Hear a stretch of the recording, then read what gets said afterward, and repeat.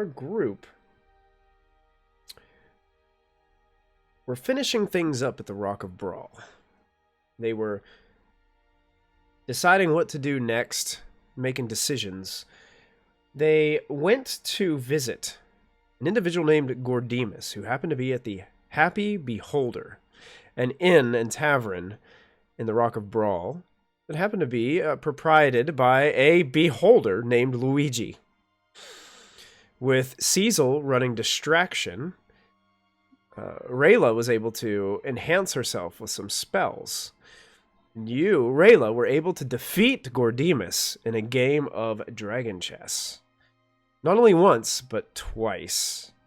The ante was raised the second time, and now Gordimus has promised to help you and your group and Kiktal'nik to go reclaim his spelljamming vessel with his own ship called the Fearless, which is a bombard. It's a GIF ship, not a GIF ship, Derek. With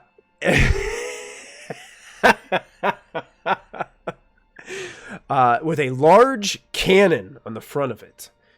He also has his own crew that are with him, and you guys boarded this vessel, but there was somebody watching as you left. Some individuals that resembled Zarin were watching very closely as the ship left port. And that is where we dive into tonight's session of Spelljammer Lost Divinity. You guys watch the asteroid that the Rock of Bral is on sort of get smaller and smaller as it fades off in the distance of the expanse of space. And I'm going to let you guys know this. You have 4 days of travel where nothing happens. So, I'm going to allow you guys, we can either skip the 4 days, or if there is a scene or a moment that you would like to take with another particular individual or the whole group, I'm just going to back off and you tell me, hey, on day 1, I want this to happen. Or day 2, I want this to happen. Okay? I got to grab my friend Cecil. Okay, on day 1? Yes. Okay. He's very sad. Oh, yeah. Immediately, I've got to go track down Cecil. I'm probably in a side room. Staring at a wall. Hello? Hey, buddy. Hi. So I know you're feeling a little sad about what the lad said about the books. I mean, yeah, I guess. Yeah. Well, I want you to feel sad. It's okay. I mean, they're not real. I knew they weren't real. They're like the play, you know? It's a story to make you feel good. I mean, yeah, but stories are supposed to be rooted in truth and real life things. They are. They're rooted in truth. It's about hope, you know? It doesn't have to be exactly like the story. It's never going to be exactly. The stories are just stories, right? But they give you like the idea of what could be. Well, yeah, but they also, I mean, that's how it's supposed to be. That's how, relationships are supposed to be. Yeah. Just like the stories, exactly like the stories. And well, you've not read very many of the stories, so I don't think you have a good sampling of what they all are like. Some of them are a little more complicated than others. Like, we never finished the one with Nadia and Oliver. They both die in the end. Oh, that's sad. Yeah, it's a really sad story. Yeah. I'm glad that one's not real, I guess. Yeah, it's okay. But, I mean, they're all not real? Well, the ones I read aren't, like people don't, have these things happen to them and then write the story of what happened. It's usually people, make up things based on what they've been around or what they hope. I mean, for me, it's just what I have a hard time talking to people. So for me, it's just like I read them because, it doesn't, maybe if it's supposed to happen, it'll happen, right? It doesn't matter that I can't really talk to people, right? Because in the stories, that's how it works. It just, if it's meant to happen, it happens. And that's really what it's about, is like giving you that hope. You read them because it makes you feel good. Yeah, I think with that season, it's just kind of like not making eye contact anymore, and it's just like, okay, like, that makes sense. You still seem sad though. It's fine. It's fine. Do you want to go fishing? Would that make you feel better? That sounds really fun, but I think right now I just need to sit and think about this some more. Okay. Thank you, though. Alright, I'll leave you to think. I'm gonna give her a hug, but I'm not gonna look at her. Okay, I'm gonna immediately go to the left after that. Oh God. Okay. I'm just in the process of like reading through one of these books that I got. Cleo's just gonna like tuck in next to you and like snuggle up against you and be like, "It's a laugh." Yes. Listen, I'm sorry. I'm sorry your love at first sight thing didn't work out, right? But you can't. I mean, Cecil's really upset about what you said. I mean, I already said sorry. I don't.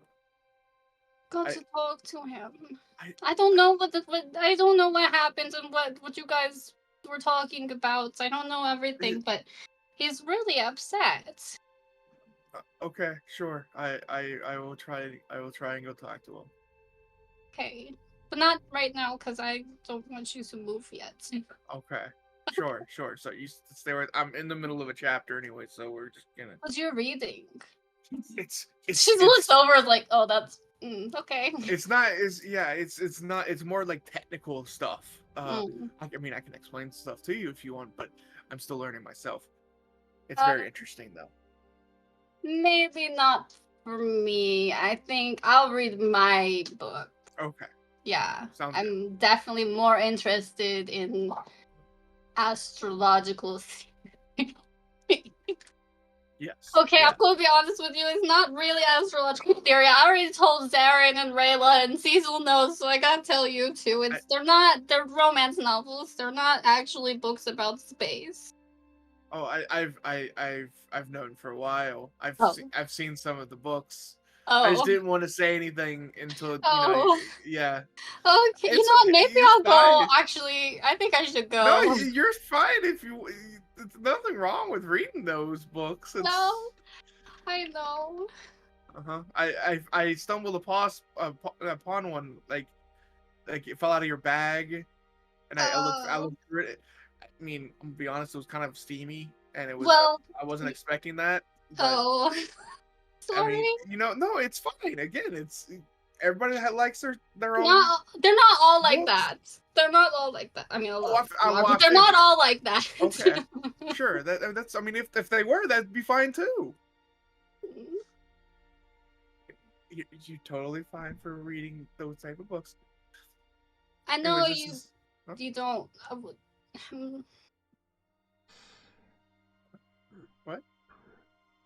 I don't know why you said that to Cecil, but I'm really sorry that whatever happened to you with that. I've just happened. I've lived a. I don't want to say a long life because it hasn't been like really that long, but like I've lived, I've had relations with people, and I just told them it doesn't work out like that in the books every time. That's what I said. No, but it could. It could. No, it definitely could. It just. And I think it kind of does. I mean, sometimes it definitely can. I think kind of all the time it does. Sure. I will go talk to him, and I'll just like give her a little pat on the head, and I will go talk to Cecil. Hey, Cecil. We'll just curl up where he was sitting and read her book. Take his warm spot. Nice. Yep. Cecil? Yeah. Who knows? Okay. I realized I shouldn't have said what I said about the stories. That is not technically true. That was just my experience, okay? A lot of those stories are technically true, and they do happen a lot. Just wanted you to know that. I don't want you to be sad. I'm not sad for me. Okay. I'm sad for you. Don't be sad for me. I'm sad. I'm sad for Cleo too. No. She can hear very well. We're just not. Okay. If it happens, it happens, Cecil. You know, it's not something that needs to be forced, though. Okay. I appreciate you forcing to tell your feelings. No, yes, I know that, but you know,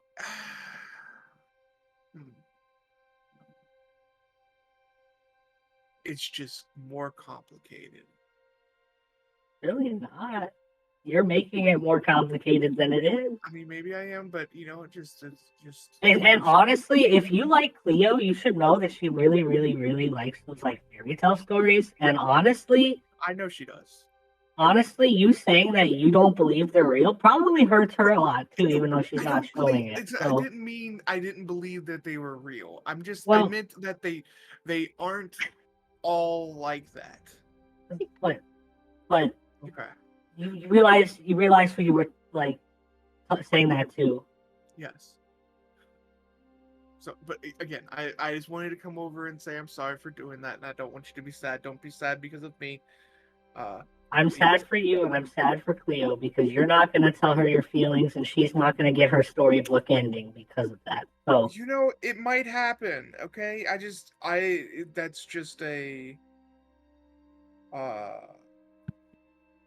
You know, for somebody so big, I've never seen you be so scared. Hey, I am never scared. Never. Doesn't sound like it to me. I am never scared. I'm not afraid of anything. And I just have to think about it, okay? So don't be sad. So you know, like I do look up to you like a big brother, okay? Yes, and yes. Cleo's my best friend, so honestly, I'm allowed to fight you if you hurt her feelings because you're my big brother, and I'm allowed to fight you for that. Okay, so. Sure, of course. Okay. Well, I'm gonna go back to studying. Okay. I just wanted to come over and talk to you for a second. Okay. I hope you think about the words I've told you.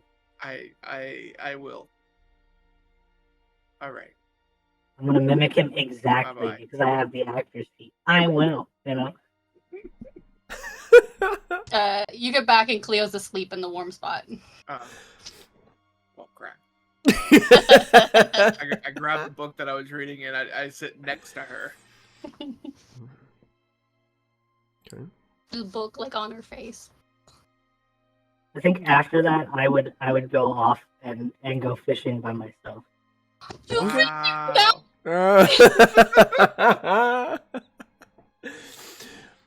So we'll segue. I want to give Zara and Rayla an opportunity. So this is day one. So is there anything that you guys would feel like you guys would want to do on day one in specific, or would just kind of just be cruising along?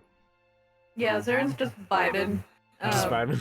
Probably knowing that someone that looks like me was like pegged us, I want to constantly be looking in that direction. Okay. I think she's a little on edge. Watching behind, see if somebody's following. Watching our back. Yeah, you got watching our back. Yeah. Sure.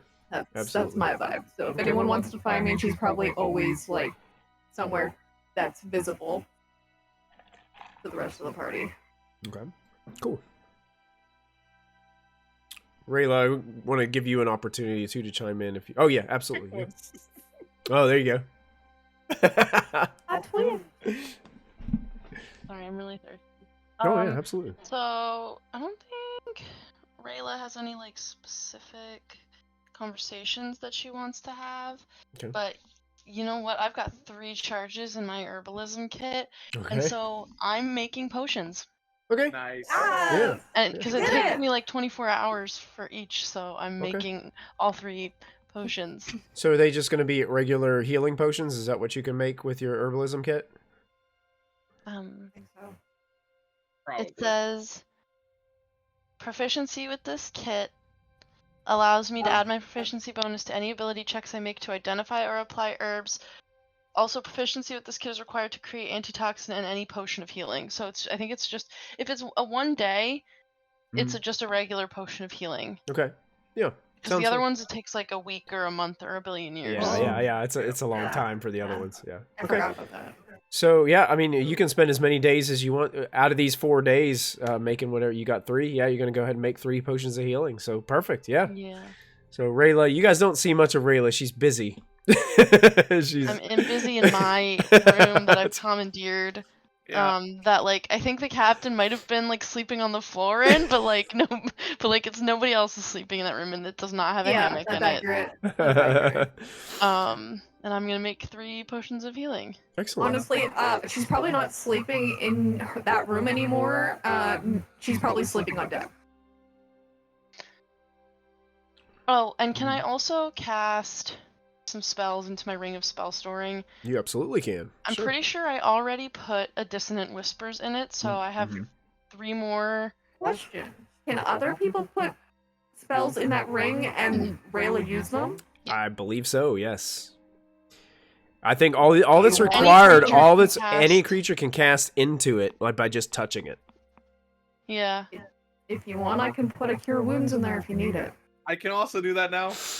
Oh, look at that! Oh. I can hold Or- 3 Command. more levels of power of magic in this ring. So if you would like to do that, that would be interesting. Do you want command or do you want cure wounds? Oh, command! Yeah, that's what I thought. But Zalath, would you be a doll and put a cure wounds into here for me too? Well, if this takes place on the 3rd day, It's on a day. It doesn't matter yeah. which day. No, yeah. A day. On the 3rd day, Zalath just yells, "I've done it! I figured it out!" I come running. What? You've done it? Did you figure out how to do the dance? What? Zalath, why are you yelling? I'm trying to brew potions, and You I said can't you hear the figured it chemical out. reactions happening if you're yelling. I figured out the books that I got. Oh, the books. The Yeah. really exciting books could that do- I I could definitely do a did lot not of, fall asleep like- reading over your shoulder while you. I bring out, I don't know, some kind of like just a trinket or something, and I touch it and it starts to glow light. Like a little 5-foot radius dim light and additional 5 feet, or bright light for 5-foot radius and dim light for additional 5 feet. I can make light. Oh, how wonderful! I can do a lot of different things with that. That's just the easiest one. Anyways, yeah, I can, but so yeah, I can cast spells now also. That's cool. Hmm. So, You learned that Do from you a want book. command or do you want both? I can do both if it's on one of the first days. I can also get you cure wounds if you want. You can let's put a what level's Okay. command? First level. Is first, yeah. Yeah, give me a first level command. Give me Okay. a first level cure wounds, Okay. and then I will put. I have also absorb elements, alarm, catapult, detect magic, disguise self, expedition retreat, fairy fire, false life, featherfall. Damn! freeze, So identify, the last been busy. long strider, purified food and drink, sanctuary, snare, and Tasha's cautious. How did this happen? What? It's a book. I learned how the books work. Maybe I should read. You do someone- multi-class. Yeah, I learned. Yeah, Maybe I should learned read. more. Maybe I should read more You did. different books. I guess. I can only have one of these No. one of these spells prepared at one time though. I only have 13 in intelligence. I only get to prepare one spell. Oh wow. Okay. So Okay. I I only can- have 3 spells at all, so it's fine. after I sleep, I can remember these other spells and I can cast them in if you want any of those ones that I just listed off for you. It's fine. I'm about to fill it up, but maybe another okay. time. Sure. And just let I'm me- gonna throw a mage armor into it. Oh, nice. Yeah, so you don't have to There you use a spell slot for that. There you go. Okay. Did you So read that's the 5 book? levels. It's a nice diverse group of spells there in the ring. It's good. Cool. So that would, and with the brewing this potions, that would make Rayla very busy over the the course of this journey. And so why don't we roll up some fishing with Cecil? Get some fit. You're muted. Sure, yeah. Let me pull back up my fishing chart here. I think I had my fishing chart here.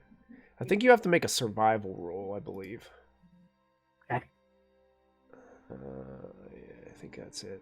Adventures in space. I'm a terrible fisher, by the way. I'm just terrible. I'm a terrible fisher. I rolled a 4. Should let me fish with you. You rolled a 4? Yeah. Okay. Boot. Yeah, you spend an hour of being very bored and just milling over the thoughts of basically this conversation that you and Zalath have been having, carrying over for the last couple of days. Just milling over this stuff. Not a single bite. It's just a really boring hour of fishing. Do you want to continue? I don't think Cecil's even really focused on fishing. He's just kind of sitting there. Like, he's been told he has to keep this secret from his best friend, and he's really determined to do it, even though he's terrible at keeping secrets.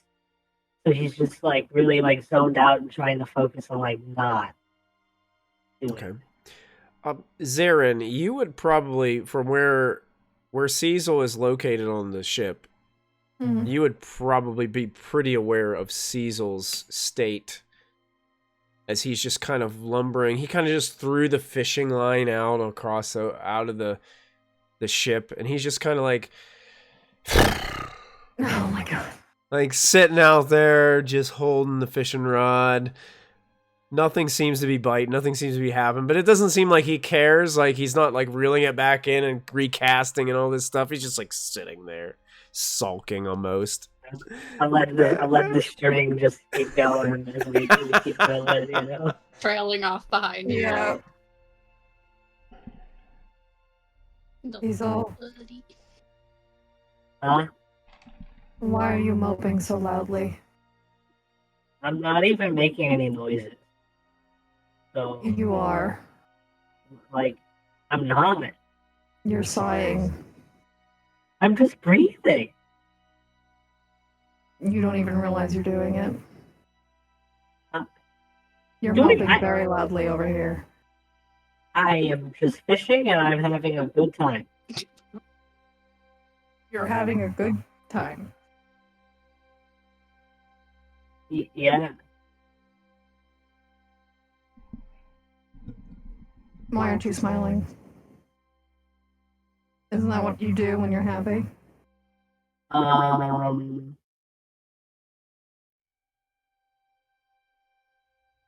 Yeah.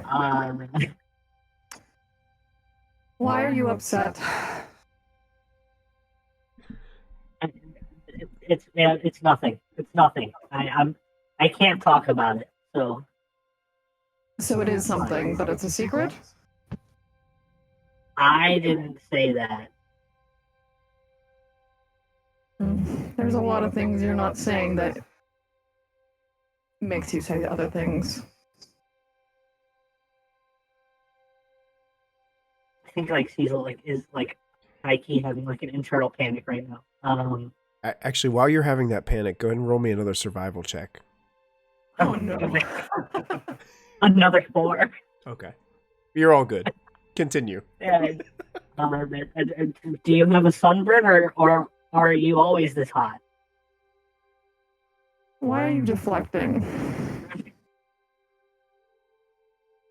I'm not deflecting. That's so good.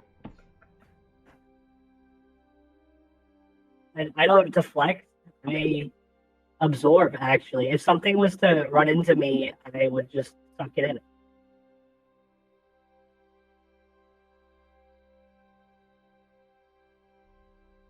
He smiles. See? I'm happy. I'm having a good time. Fakest smile ever. Alright, if it is a secret, I will not push. I didn't say anything about a secret. So it's not a secret, you can tell me? And, well, I can't tell you. Alright. She starts to walk away, just shaking her head, like... Not a secret, but I can't tell you. Alright, sir. Now, during your travels, one thing that you guys have noticed about this is Kiktal'nik is the one that's actually sitting on the spelljamming helm of this vessel and driving it. You get the sense that Gordimus himself is not really a spelljammer. He's more or less kind of like a leader / captain type, but he doesn't actually like steer or move ships. He usually has to hire those individuals out. And the crew's just kind of going back and forth, readying weapons, doing just the standard work upon the ship during these days of travel. You hear them sometimes getting together to play some games, have a laugh together. They have some drinks, some beverages. They do have a pretty nice kitchen space here with some nice places to eat. And there's comes cool. The kitchen area has like these cool windows that you can see out into the wild space with, so it's pretty nice. Is there anything else that you guys want to do, or do we want to zoom ahead after the 4th day? I think Cleo mostly spends a lot of time dancing. I should go out on deck because there's not a lot of room in the room. But yeah, she'll just spend a lot of time dancing. I think so. Cecil does his best to. I wouldn't say avoid Cleo, but he doesn't spend as much time as he has normally spent with Cleo before. Okay. For the first 2 days, and then on the 3rd day, it really, really, really gets to him. And so he spends like the whole 3rd day with Cleo. Okay. Yeah. Is he still moping? Cleo's moping too now because he's avoiding her. So definitely God. like she's after feeling day very, 2, like, both of them are moping. yeah. Day two, Cecil. So like I rolled on That's why I said D100. she's just like dancing to get it out of her system, but it's very sad dancing. Yeah, I rolled on D100s to see like Cecil's like mental state, and I was like, the higher it is, the more he's gonna try to avoid her. And initially, day 1 was like 96, day 2 was 95, day 3 was 3. So Okay. he spends the first 2 days he's very standoffish and like he'll spend some time with her, but like then leave. But like day 3, he's like spending all his time with her because he's like, that's my best friend. I miss my friend. Okay. So you guys spend some quality time together. Day 3. Fishing. You want to do some fishing? Go ahead. Go ahead and roll survival checks. We'll just do one general survival check. You two for a day 3 of fishing. Go ahead and roll 13. survival. 13. Hey, it's better than 4. It's better than 4. Fishing is always better with me. Let's see, survival. 17. 17. Yeah. Cleo's good at fishing, you guys. So, Cecil, nothing, for some reason, you just can't pick the right bait. You're not, for this portion of wild space, you just cannot seem to find the right bait. These astral fish are just being a little pesky for you during this journey.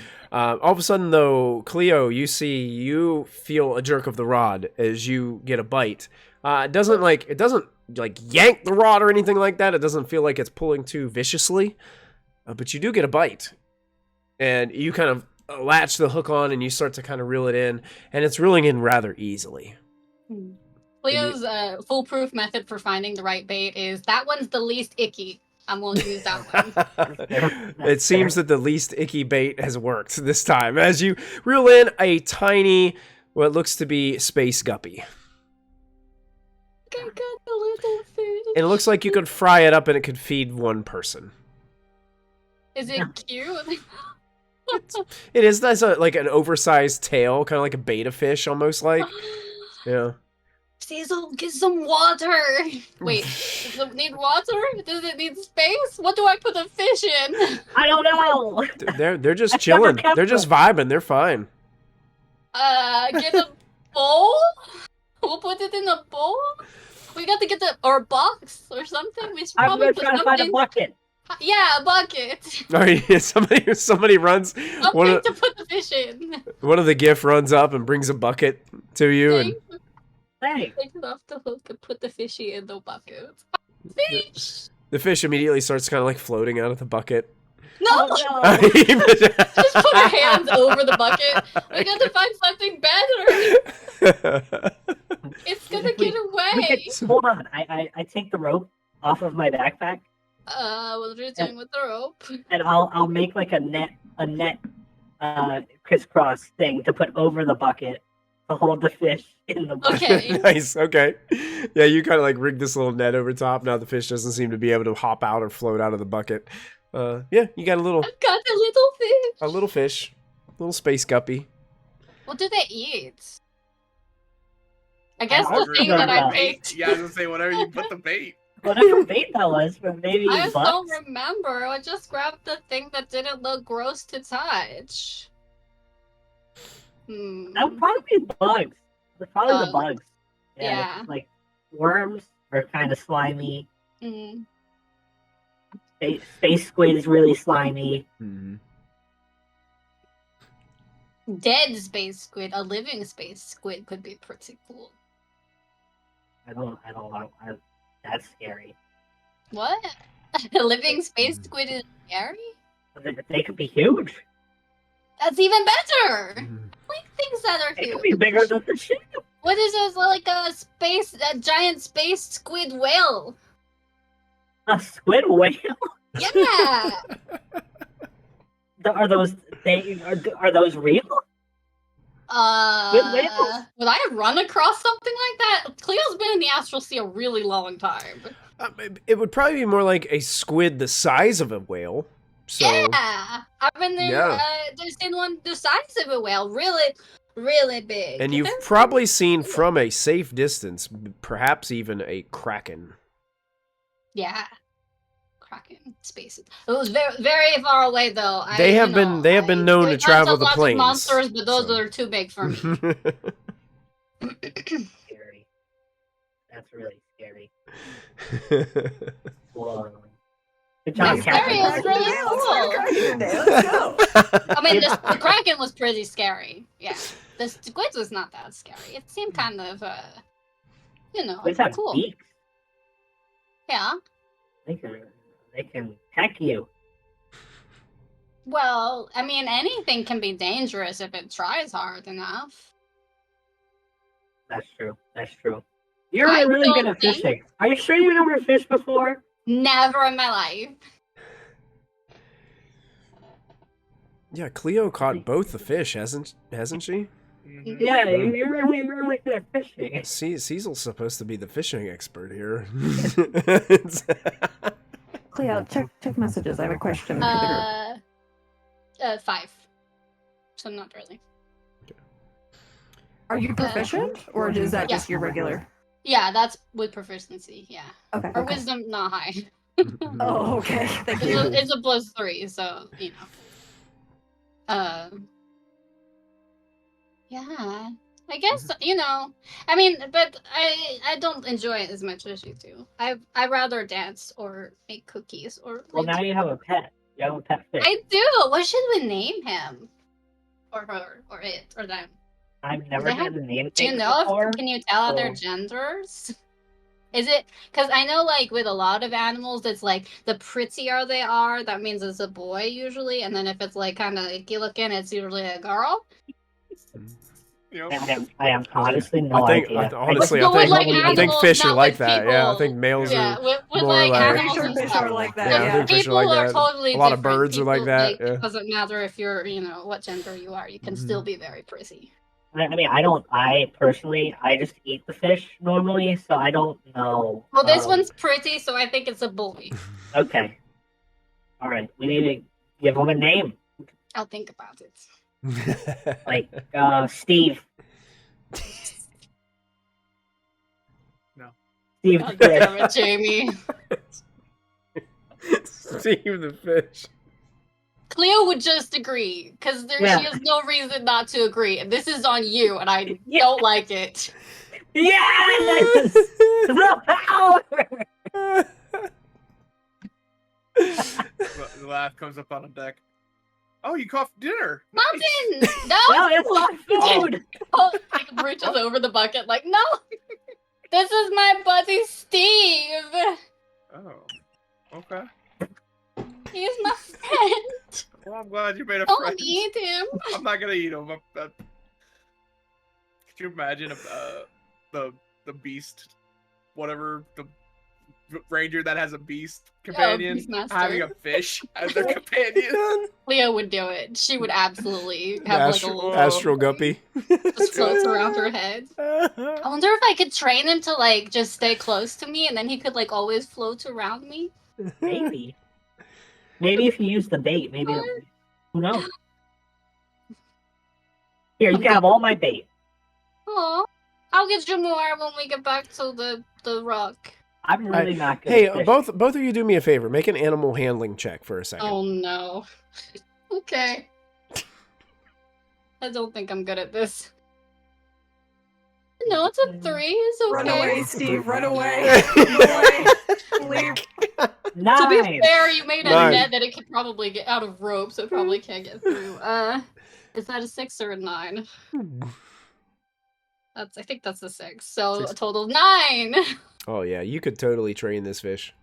Yeah, I got this. I can train the fish. I think so. I really do. Cecil, I'm glad you're not mad at me anymore. I wasn't mad at you.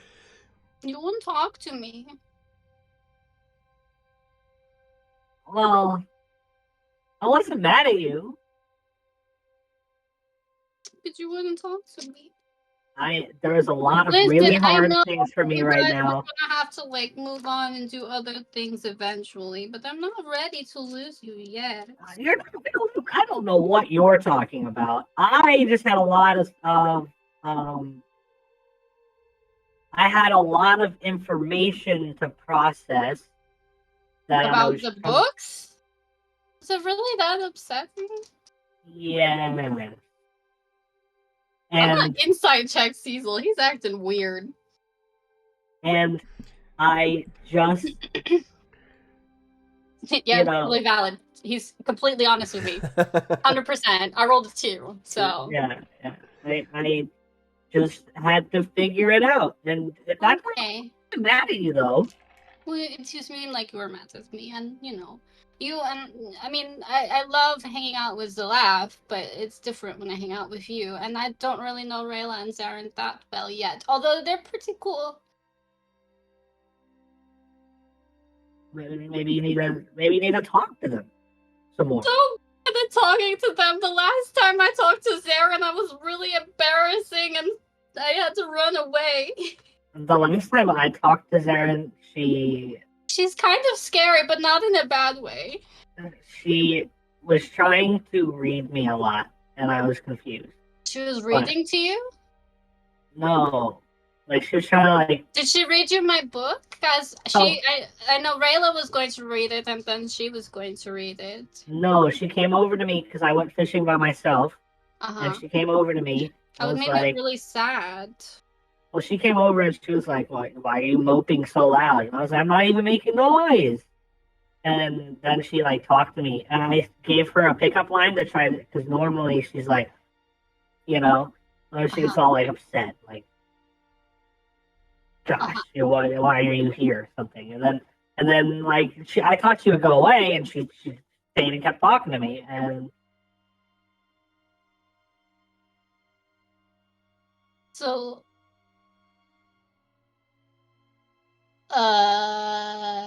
wait, why did wait. But why were you because you were sad about the books. Yeah, I was sad about the book. Why didn't you just tell her you were sad about the books? Well, I'm not allowed to talk about that. What? Who told you can't talk about things? I'm not allowed to talk about that either. What? Cecil, you shouldn't let other people tell you what to do. Well, you should do what you want to do and what makes you happy. I don't want to do that. And I feel like that crosses a line.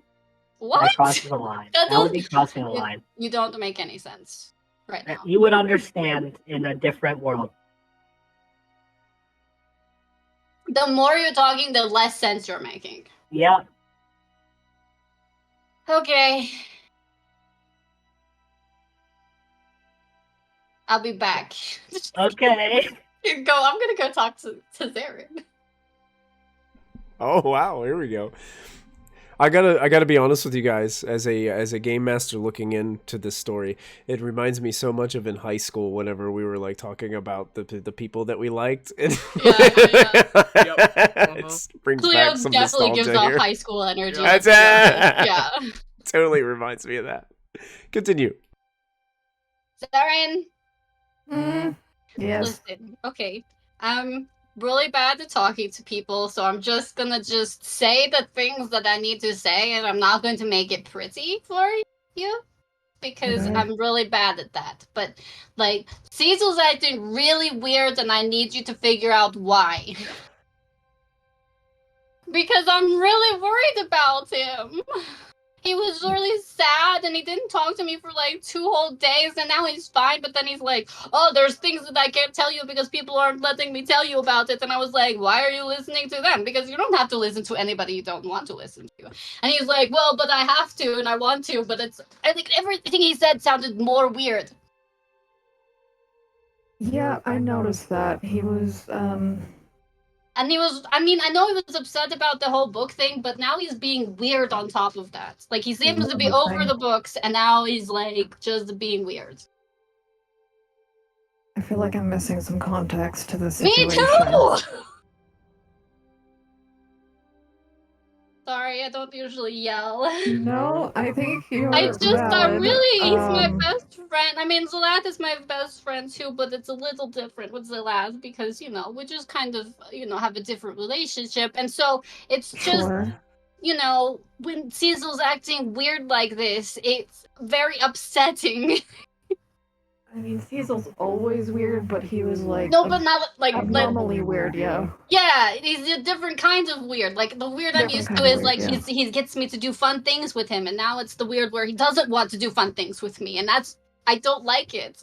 The only thing I can gather based off my limited conversation with him the other day, because he was deflecting and refusing to acknowledge what I was trying to ask, is there some sort of secret that seems to be bothering him on a deeper level. And, the more I pushed, the more he deflected, so I let it be and walked away. Oh, if it's a secret, I guess I can't. But I don't like him keeping secrets from me. We don't keep the only other secrets. person he would be keeping a secret with would be either Rayla, which I highly doubt, or Zalath. So, by process of elimination... I'm going to ask Rayla. Because Zalath wouldn't keep a secret from me either. We're best friends. Well, sometimes... He would the never. people that you think are your best friends have secrets of their own that they don't feel comfortable, because it changes the perception of the people they care about. I would change my perception of him. He knows I that. honestly do not know, but something is going on with... There's nothing he could tell me that would not make me not be his best friend. Nothing. Cecil or Zalaf? Yes! I see. Well, my suggestion, which I don't think you're going to do, is you back off and let the two of them come to you at their own time. Or you can be persistent, and I can help you tie them up until they tell you. There's like a pause for a moment where Cleo is like, there you can see some like gears turning. She's like, no. We're stuck on the ship, they have nowhere to go. So if you really want to push for the secret, we can find out. No, that's not what was it. Okay, you know what? I'm gonna go. I'll just, I'll check with Rayla and make sure she's not making Cecil keep secrets from me, because that's not cool. Yeah. And then I'll let it go. Okay. I'm sure they'll tell you on their own time if that is the case. I don't like the idea of Zalaf keeping a secret from me. He's not supposed to keep secrets. He's my safe spot. Everyone has secrets. I know, but I know his secrets. That doesn't He can keep mean they secrets care from for other you any people. less. They clearly care for you, so I wouldn't be too worried. It just worries me because I don't want them to leave. It feels like there's a distance. You're stuck on a ship with them. You're stuck with them for at least another 10 days, so don't worry about it until you get off this ship. It's not it's about, like, people leave, and I know they leave, and that's okay, but I just don't want them to, and it feels like they're putting distance between us. And that means they're gonna leave soon, and I don't want that to happen. I already lost my dad and my mom and my sister. Yeah, you're definitely overthinking. I'm sorry. Don't be sorry. I'll stop. You just need to change the pattern of your thoughts. It is not easy, but I think you can. I'll just go read some more books. That usually helps. And I'll sit with Zalaf, even if he's keeping secrets from me. He still makes me feel better. You will find out the truth when you are ready. First, I'm gonna ask Rayla. Okay. I'm still kind of hoping that she's the one keeping secrets. I don't know what to tell you, man. I did my best. It's not you, right? You're not keeping secrets. You're not making Cecil keep secrets from me. No, wait, I really don't care enough. What was the deal with the people on the dogs? That I also don't know. They could be enemies or they could be allies. What do we do? What do you mean? Well, I mean, we got to go back there eventually. Well, lucky for you, they only want me dead, so if they're an enemy, I don't know if that's lucky. Lucky for you. I don't know if that's lucky. We're kind of in this together. Yeah, but you don't have to be. I said I would. Okay, then unlucky for you. It could be someone that wants to murder me. Good luck with Rayla. Okay. Go talk to Rayla. Yes, please, please make this happen. I can't wait for this. I'm just making potions. Rayla, what you doing? Brewing healing potions. Are you keeping secrets? Are you making Cecil keep secrets from me? Can you come into the room before you try to have a conversation with me? You should at least make eye contact with me if you're going to accuse me of things. I'm really bad at that, though. Your eyes were kind of spooky, I'm not gonna lie. No, I don't like it! Don't do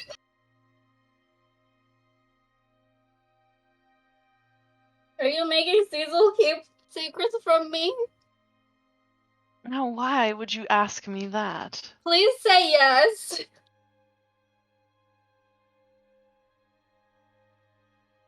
Cecil's keeping a secret from me, and then with the conclusion that me and Zarin got to was that he was keeping a secret for someone else, and I'm hoping it's you because otherwise it's Zalat, and I don't want to think that Zalat is keeping secrets from me. Well, Cecil and I have had private conversations that I did ask him to keep secret, but if you're interested in knowing that information, I could share it with you. But if you're concerned about Cecil knowing a secret, and you want to know what that secret is, I could be persuaded to find out for you. The secret that you're keeping.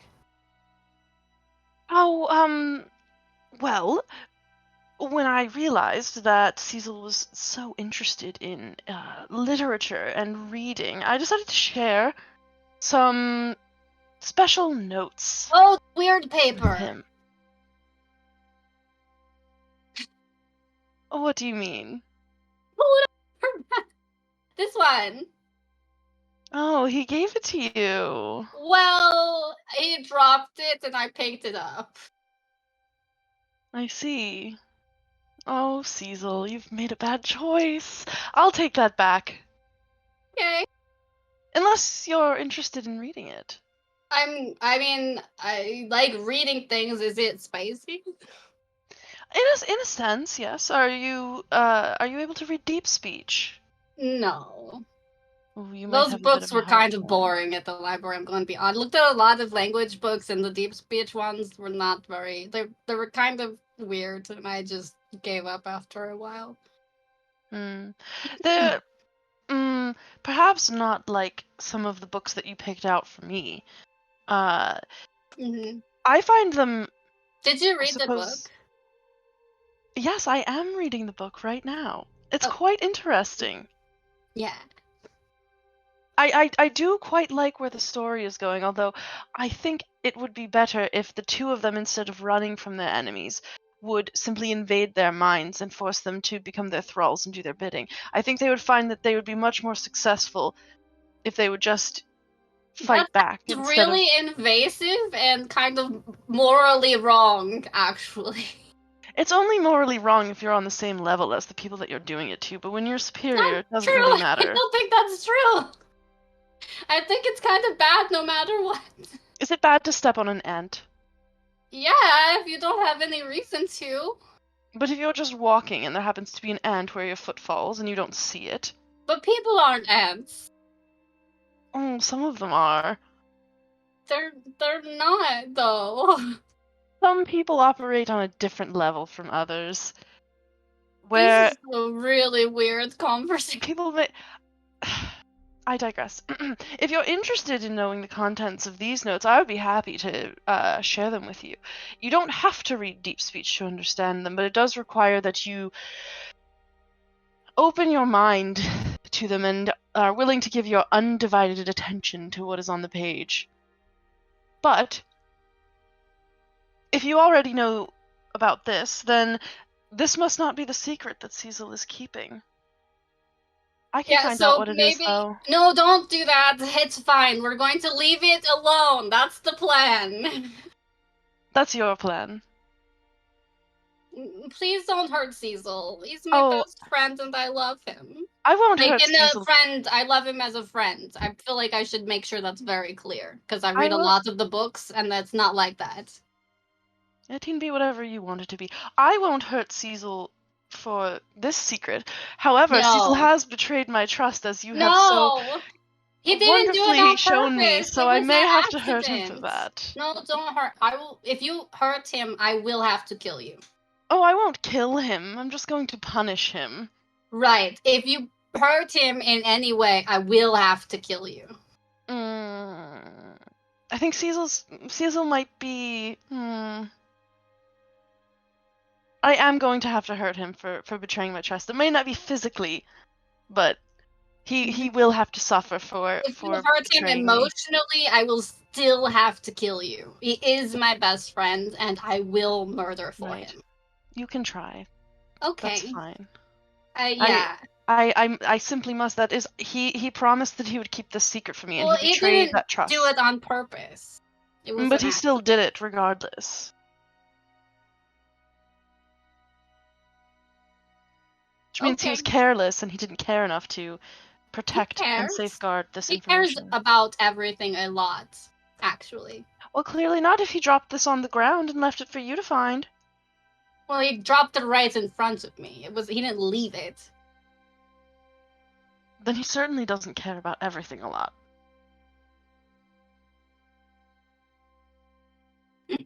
Cleo, I'm feeling generous. Just because I find your desire to protect your little friends very charming and endearing. I will find out what this secret is for you. I will tell you what it is. I don't want you to. No one will be hurt by it. I don't want you to. Then why did you ask me? Because I wanted it to not be the last keeping a secret from me. That's all. But then if I'm not the one keeping a secret... Then that means he is, so leave it alone. So it is the Lath keeping the secret. Maybe. I don't know. Maybe it's somebody else. Thank you for sharing this information with me. I'm rather busy making potions, but when I have a free moment, I'll find out what the secret is. I don't want you to. Well, I want to, and I don't care if you don't want me to. Okay. It's very empowering knowing things. Surely someone who reads a lot would understand that.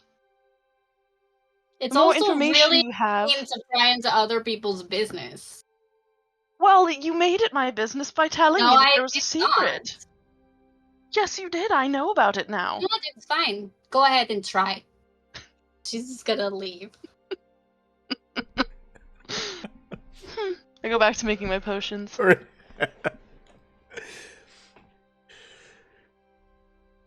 So. I can't wait to read Cecil's mind. I don't know if you want to. I really don't. There's a lot in there. So, here's what we'll do. We're going to go to the 4th day.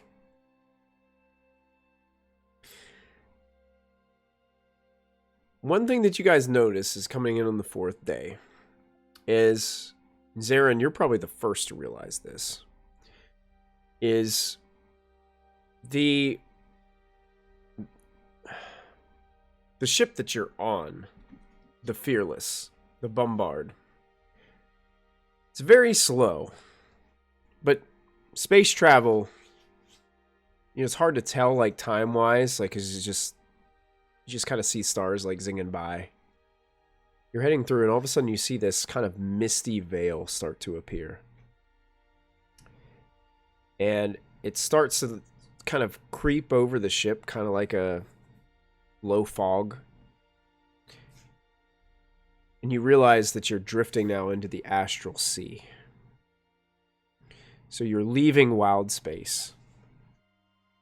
And you're going into this veil of astral. Now you can still stay on your ship and board, but one thing that you guys, probably those of you that have been space travelers for quite some time, understand is technically you can think with your mind and you can kind of just drift. So like if you think of a location that you want to go in the Astral Sea, you can just kind of float there. I believe it's like, mechanically, I think it's something to do with like your intelligence score. Like that's your movement speed in the Astral Sea. So you don't technically need a spelljamming vessel in the Astral Sea, but a lot of people do take their spelljamming vessels and go, travel through the Astral Sea. But after a little time of making your way past this misty veil, you've noticed that Kiktal'nik is deep in thought. Most of these times he's trying to channel a connection to where he needs to steer the vessel, because it's based off your mental capacity where you're able to think about where you want to go, and he can control the ship that way in the same manner. Basically, when you're a spelljammer, you're almost like, it's like you and the ship become one, like even to where like you have like feelings of like, you can tell when somebody, you can see all aspects of the ship, you can sense danger, You become the Tesla. You become the Tesla. That's right. That's it. Yes. You and the vessel become one. But you're watching him kind of like retrace his journey in his mind. And all of a sudden, in the distance, you see a humanoid figure. It's gliding out of the astral mist and slowly approaches the ship. As it closes in, you can see it's a human man bathed in a majestic white light with a short cord of transparentish white energy that protrudes from the center of his back. He has a long flowing gray beard, these massive eyebrows that kind of leap off the front of his face. And he has a long decorative robe that flows past the bottom of his feet, where you can't even see if he's wearing boots or shoes or anything. And he slowly kind of drifts towards the ship, and it starts to lower himself down onto the deck. I take out my sword. Okay, you take out your sword. I don't know what this is. All right. I would say that you guys are probably all kind of like up there, out from what you were doing. Rayla, you finished your potion brewing by now, so you have those potions now. It's your leisure, whenever you wanted to use them. He lands on the deck with ease, and both of his hands are kind of crossed in front of him, and they're inserted into the ends of his really large sleeves of his robe, so you can't even see like where his hands are. So he kind of like drops down like this. And he smiles towards you, Zarin, as you're holding your sword out. He smiles, and he says, "I have a tail, but no body. I have a head, but no brain. What am I?" Coin. That is correct! That is correct! He reaches down into a pouch and grabs a pouch and tosses it to you. I would catch it. It feels like a bunch of coins. Jingle.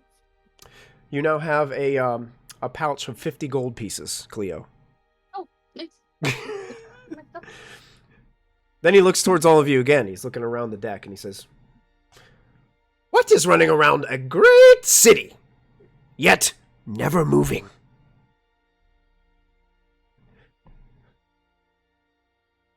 I know the answer to this one, but I'll let somebody else take a turn.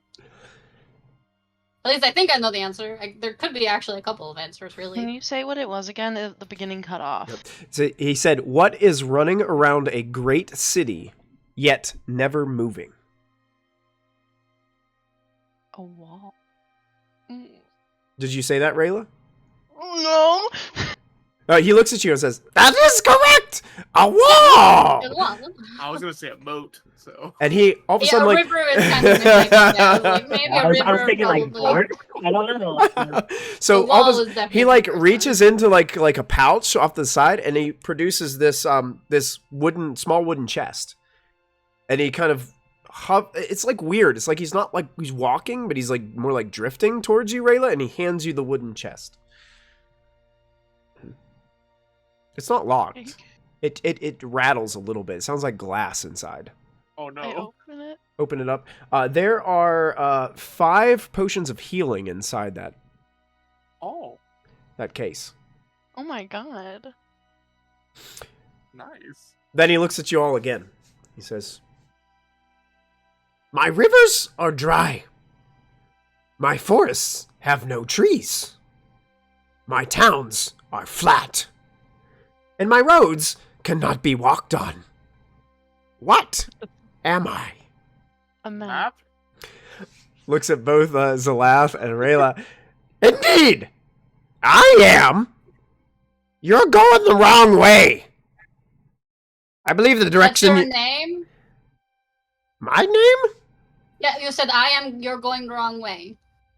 Yes, I am a map.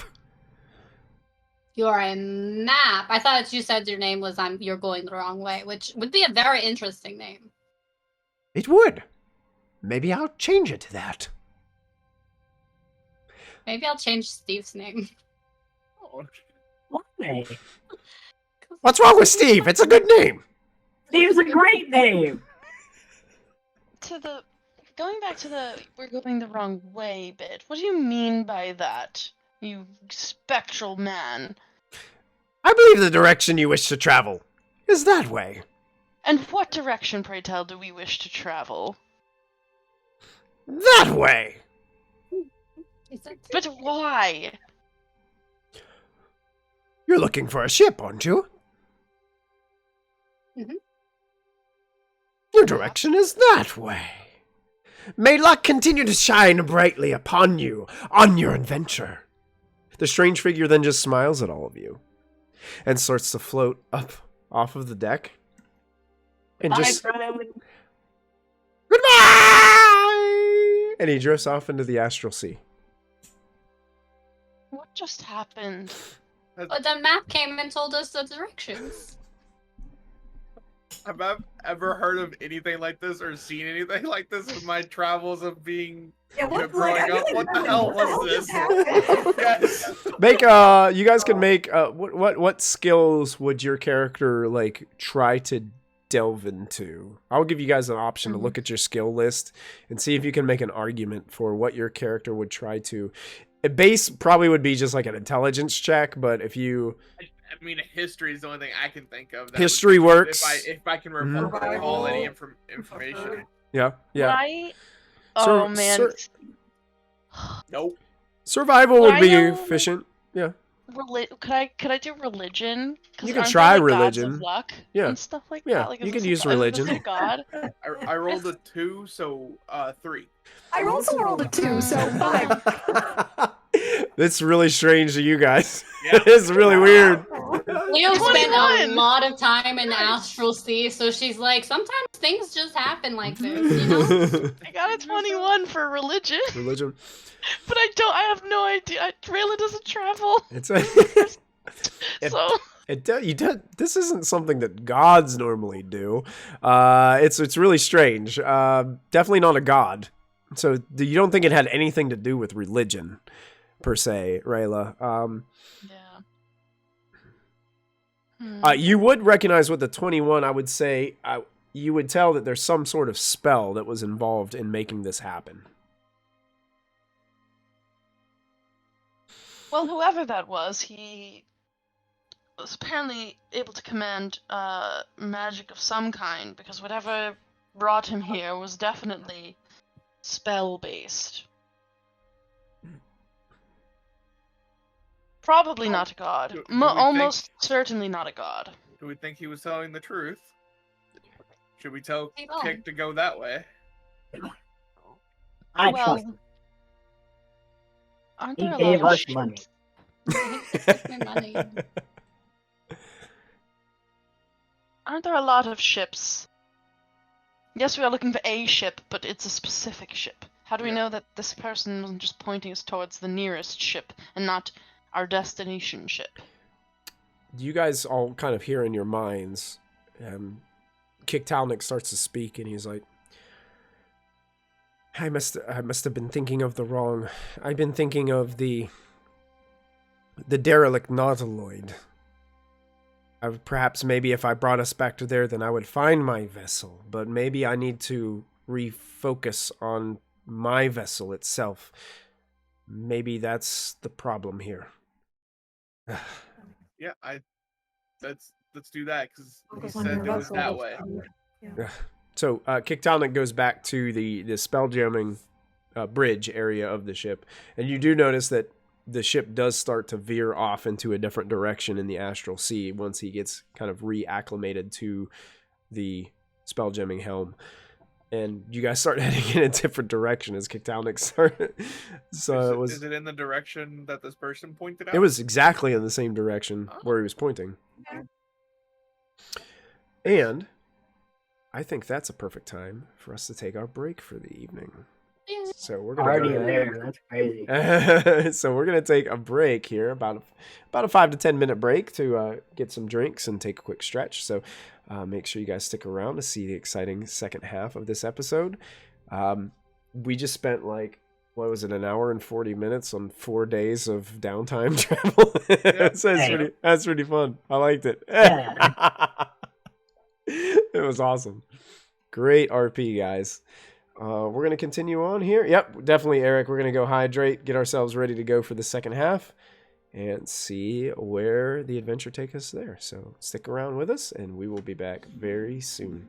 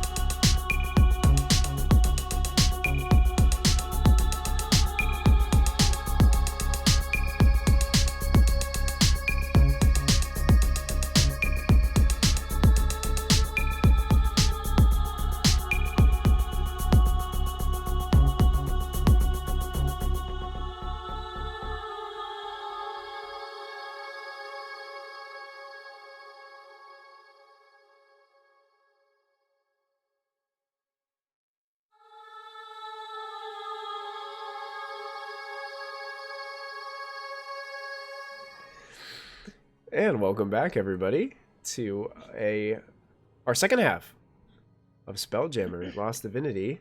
Right here, it's proficiency bonus. Oh, are we fighting people? Christy's ready. She's.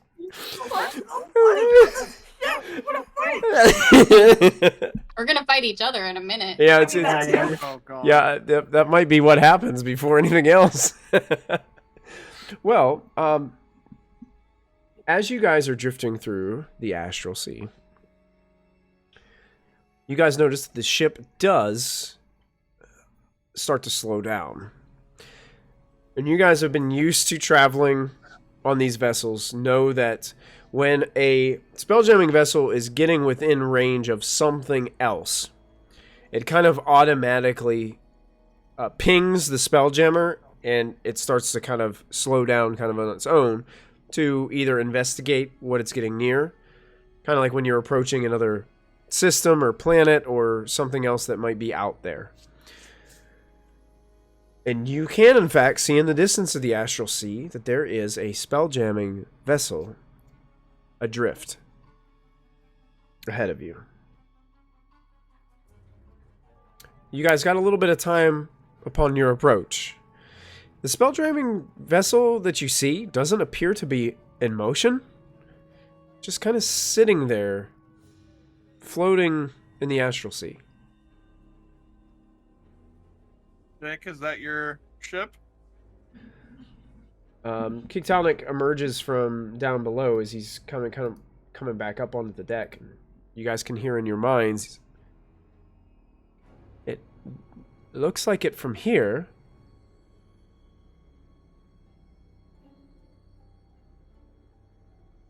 And still pretty far off, but you guys are kind of drifting slowly towards it. Well, let's continue on. Okay. See if we can Go get all my recapture the ship. stuff. Getting all your stuff, okay? Get my bow and like my armor on, and because I don't think Cleo's. Oh yeah, you guys got plenty of time to like don armor and anything that you would want to do here. Cleo definitely did some like space dancing, like just on the side of the ship and do like dancing in space. Okay. It's like I haven't done this in a long time. Can I just like keep an active like eye on the ship for movement Sure. as we get closer? Anybody who is like taking an extra careful look towards the ship can roll perception checks if you'd like to. Oh shoot! I just closed my character sheet. Oh no. Oh no. Have they come back up recently? Mine's still working. Mine's Still up. working. Okay, good. It's an that's a 18 for me. 18. Dirty 20 for Zarin. Oh, okay, cool. A perception, you said? 17. Yeah, we're just gonna use perception. 7. 7. Cleo's busy watching Rayla. Okay. Everybody that rolled above a 14 can notice that the ship, there's like one open deck on the top of this ship. It's shaped like a praying mantis. As you get closer, that's what you see. There's one kind of top deck on it, and you can see there's a mangonel towards the front of the ship on top of like where the praying mantis's head would be. And strange, it's weird. Like there's balloons. There's like a group of balloons floating like they're attached to the mangonel on the back. And there's 2 other sets of balloons that are kind of floating near the back part of like, it's a very long, skinny ship. Like the deck on the top is kind of more elongated. And you can see there's 2 other patches of balloons kind of floating on the deck. Doesn't seem to be any movement. The movement you catch, Zarin, is that the balloons are just kind of like bobbing around. Like a balloon will like bump into the other and they'll just shift a little bit. God, I have questions, but Rayla wouldn't know to ask them, so I'm not gonna ask them. Okay. Are they like, do they appear to be like keeping the ship buoyant? Is that even a thing? You'd really have to get closer to inspect in more detail that way. You're really not sure. Yeah, let's I keep mean, going. we did just fight some clowns, right? That was some. Oh. Yeah, that's what I was gonna ask. Do these look like space clown balloons? But really, Why wouldn't was know talking that about the space clowns are a clown? thing. I mean, there's balloons over there, so I mean, typically Balloons? normally clowns have balloons, so there's Oh balloons yeah. on the ship. More clowns. Before we get too close, I feel like I should distribute some things amongst the lot of you. I'm gonna give Cleo 2 healing potions. I'm gonna give Zarin 2 healing potions, because I have so many healing potions right now. I'm gonna give 2, 4, yeah. The 4 of you each gets 2 potions of healing. I'm gonna give one of mine to Cecil. So Cecil has 3? Yeah. Okay. Alright. I can cast Cure Wounds on myself if I have to, but you can't, No. and you have a lot less hit points. So Well, Okay. if there's a potion on your body and you were to fall and someone else couldn't cast Cure Wounds, then at least it would be there. yeah, I have one, and then he'll have the other one. Thank you, Rayla. Yeah, Thank you. I made this one, that one, and that one. The other 5 are from that lovely man who floated down to our ship. Wait, who got your 3? Which people did you give the ones you made? Just curious. Okay, 1, 2, 3, 4.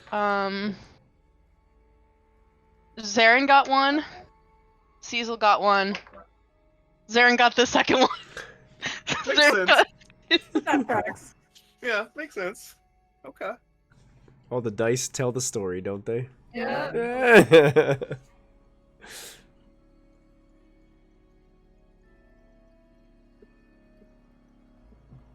Okay. Yeah, you guys are continuing to drift closer. I mean, if there's anything else you guys want to do, you can let me know. Or it doesn't seem like there's anybody present on the, Okay, the but vessel when we itself. Is there like can- any kind of cover? Any kind of cover? Like space debris or stuff that's like around? Because I could stealth ahead. There really isn't any Take a like look. there really isn't any debris present here. It's just a misty kind of fog veil that's here. It's a thin veil because you guys could see at some distance, but you could use your mind and kind of just drift off the ship and start heading towards the vessel if you wanted to. Cleo's an astral drifter, so she's very experienced with doing that. I could stay on the ship, sneak ahead and take a look. Yeah, but I mean, if they probably already know we're here. I mean, look at the ship. It's a pretty big ship. So if there's people on there, I think they already know we're here. So I think we should all just stay on the ship. Out of character, when we get within 60 feet, I would like to activate a divine sense just to be sure. Okay, perfect. You can see that Gordimus was about to instruct his crew to start like loading the cannon, but then Kiktal'nik was like, we're not firing the cannon at my ship. It's not gonna happen. So it seems like they're just kind of drifting towards it closer. You guys do get within 60 feet. Alright, so I'm detecting good and evil, and I can also detect celestial, fiend, and undead. You are Yeah. You are getting pings of fiend present on this ship. I will tell the party that.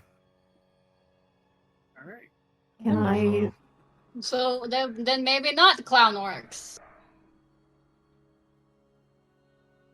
Unless know the the clown orcs are location? secretly demons. Do I know the location of the fiends that I'm picking? What does it say on the like specific? Like, can you pinpoint? As an action, you can open your awareness to detect the forces. I can know the location of any celestial fiend or undead that you see that is not behind total cover. Okay. Okay. You're getting pings of fiend, but you're not like They're getting behind. you're not really sure exactly why you're not getting like specifics, but you are getting pings of fiend. Okay. Mm. Well, I just say we Oh, I also know the type. Unless Okay. it's like a Unless no, but I also know like if it's like a certain type of fiend, unless it's like really high up, then I don't know what type it is. If it's like a higher level tier of like creature, I won't know. But if it's a lower level creature, I should be able to identify the type. I guess it would just be general fiend. I don't General see fiend, like a lower end fiend. Yeah, like there's not. Like, I not wouldn't see anything specifics. that would give you anything specific on that. Okay, thank you. But yeah, you're just getting this unsettling feeling as you're activating this sense. Can I do a detect portal? Detect portal? Yeah. Sure. Can you read It what should- that specific of that does? At third level, you gain the ability to magically sense the presence of a planar portal. As an action, you can detect the distance and direction to the closest planar portal within 1 mile. You're not going to get any ping here. You're not Okay, going to get any Just sense. making sure. Yeah. If there's fiends on this ship, I'm like, we want to make Yeah. sure there's Yeah. not more. Just make sure there wasn't flooding in. Yeah. Planar gate spewing devils everywhere. No, you don't get that sense. All right, well let's check it out. Kick, take us in. I'm standing like on the side that we're gonna be pulling up on. Okay. With my maul ready. Okay. I'm gonna take you guys over to a map. We'll hop up on the railing next to you with my bow. So let me. You guys are going to go to the Mantis ship map. Now this is a different map that I found that was probably from an older edition because it didn't exist. So let me go ahead and give you guys your tokens up on the map, and then I will move everybody over from Twitch so everybody can see player characters. I'm just gonna put you all on the deck for right now. Wait a second. I need to not put you on the GM layer. I need to put you on the actual layer that you're going on. So I'm going to shift you to the token layer. So Zaren's there. No, I don't want that. I want that. There's a Lath. I'm going to pull you over there. Cleo, I'm going to pull you over there. Now, this doesn't, like, mean that you're actually here on the vessel. You guys, I just want to make sure you guys can see. So Rayla, you're there, and Cecil, I'm gonna pull you out on the deck so you can see an idea of what the deck looks like. Thank you. Are you guys able to see it? Yep. Yeah. Okay, good. So I'm gonna bring the map view onto our Twitch stream so that everybody can see there. So that's what you guys are seeing. Balloons. They're fiend balloons. The balloons. Balloons. So you guys, Lath was like the first that was gonna jump onto the deck. Yeah, definitely. Okay. I'd definitely jump over first. I'd probably follow close behind. Okay. Laugh if that's the case. Yeah, it's an empty deck. It looks like there's stairs that lead down up there by the mangonel. There's also these closed sliding doors that are on the top that looks like they open up into maybe like a cargo bay or something down. Like you can see, they're like big cargo doors. Hey. Hold on, how am I gonna... Would you all like to know where these fiendish presences are coming from? That would definitely be handy, yes. I might be able to help with that. It's the Unless balloon. they're very stupid. Like, very stupid. I will cast Detect Thoughts. And I'm gonna use its like little radar ping feature that it has that that no one ever uses. That no one ever uses, yeah. So I basically I have a 30-foot range. I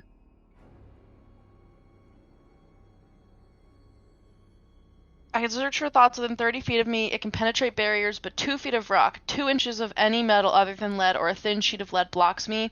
I cannot detect a creature that has an intelligence of 3 or lower, or one that does not speak any language. But I will,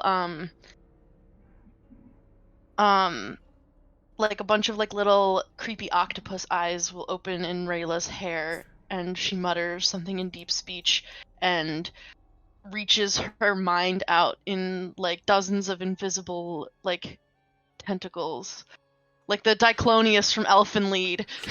And I get 30 feet of range, and I start feeling around. Okay, so just within 30 feet of you, it can pick up.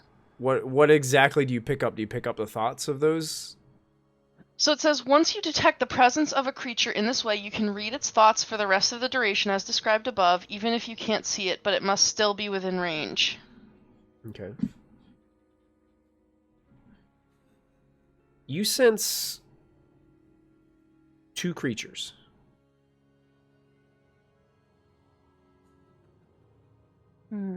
What are they thinking? So you can just like sense their thoughts. You don't have to roll, or they don't have to make a saving throw. I can just read its thoughts. well, it's the surface thoughts. So it's what is most on its mind in that moment. Okay. And I can shift back between them as an action, but I know that they're both there. Here's your thought. Just a few steps closer and I got the big one. I put my hand on Zalath. What? And I'm like reaching up and trying to keep him. She was right behind him. In your mind, you hear, "Why did it stop? Why did that one stop it?" No worries, he can't see me. I hate these people. I love it. It's the balloon. It's gotta be the balloon. Yeah. I think the balloons might be a trap. Whatever presences, there's 2 of them, that I can sense. We're very excited for you to take just a couple more steps forward. Should I shoot the balloons? That's what I was just about to... How long does detect thoughts last? Like a minute? 1 minute. Okay, you hear some more thoughts. We almost got 2 ships. 2 ships for the price of 1. 2 ships. Zigmalaz is gonna be so happy. I'm going to shoot the balloon. You're gonna shoot a balloon? You would actually. The only person that hears this is Rayla right now. So Rayla's that's true. It's only going into her mind. I'm going to mentally compel myself to float back a little bit. Okay. They work for someone named Zigmalas and are interested in getting another ship. I don't know where they are exactly, but there's 2 of them, and I think those balloons ahead of us... that one moved back! They cannot get away! I gotta stop them. I will also follow Rayla to her point. And pull out my sickle on a chain. Oh no, that one has weapons! Everybody come off of the ship right now. Just float backwards, please. I like floating. What you guys notice is as you guys start to kind of like back away, the balloons start to fade.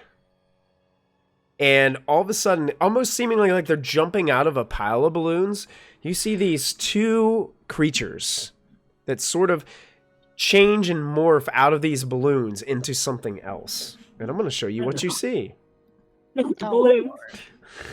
The balloons actually... myself away. I'm going to put them on the token layer so you guys can see them. No, not more clowns. There's more clowns! The space clowns! Here's what you see. Oh, God. Oh, they're kind of hot. Okay, sorry. Wow. Wow. Victoria. Is they basically, it looks like the balloons were an illusion that they were putting on, and all of a sudden the illusion just fades, and now there's these clowns in the spot where the balloons once were.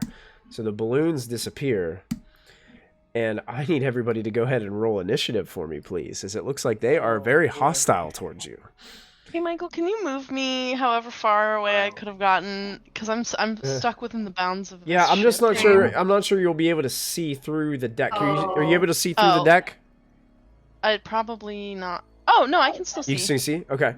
So, is there anybody else that moved away? I'm No. yeah, by Rilla.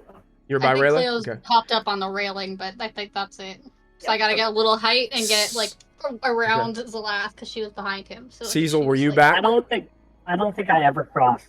You didn't cross? Okay. So I'm going to say you guys are probably all kind of together out here. One thing that you did notice is the other balloons that were up front also shifted. And to become another individual that for some reason I cannot find. There you go. There he is. Accidentally. From even you. Hey, I know. These tricky clowns.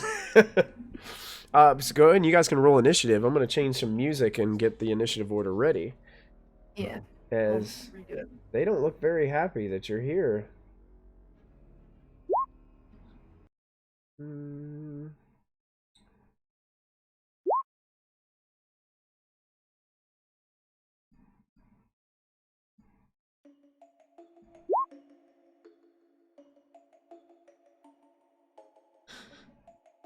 It's more sneaky music, but I think it's funny.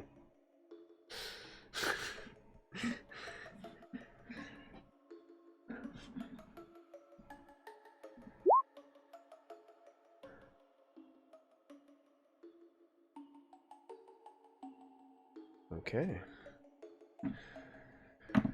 So what do we got for initiatives, guys? How about anybody? Does anybody have over like a 20? no, over 20. No. I got a 20. You got a 20. Okay. So Rayla with a 20. Somebody said 18. Zarin got 18. Anybody over 15? 16. 16. Cleo? 14. 14 for Zalath. Is that a 5, Cecil? Yeah. Okay. Cecil's just vibing. Yep. I like the music. Really Halloweeny.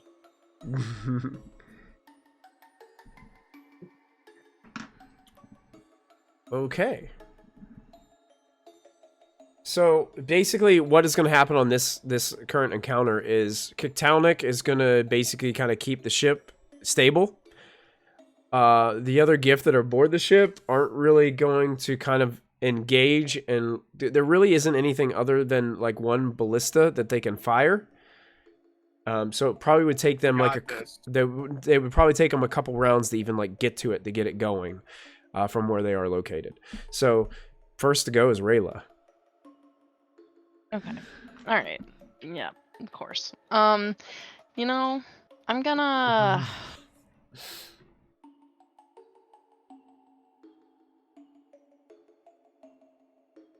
I need to look up the command spell, and I need to know. I need to know what Zarin's like spell save DC is. Oh, not great. Because that's what I used the casters for it. 13 is for spell save. Okay. No, okay, I'm sorry. I didn't think I was gonna be first, so I'm a little... Alright, no, you know what, we're just gonna start it off real strong, with a Dissonant Whispers. Okay. You know. And I'm gonna cast it at regular level. And I'm gonna cast it at this guy that's like right up on Cleo, because I don't like that he's right in her business. Okay.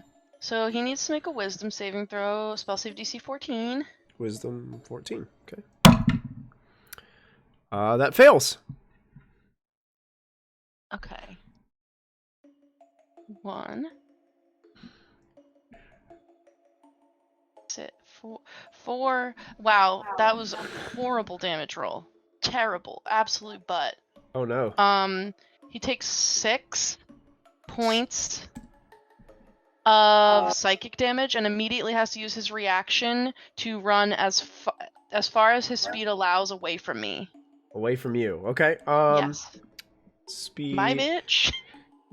No, Cleo and Zalath, I would say that if you would like to, you can use your reactions to make an attack of opportunity against this creature because you were within 5 feet of it.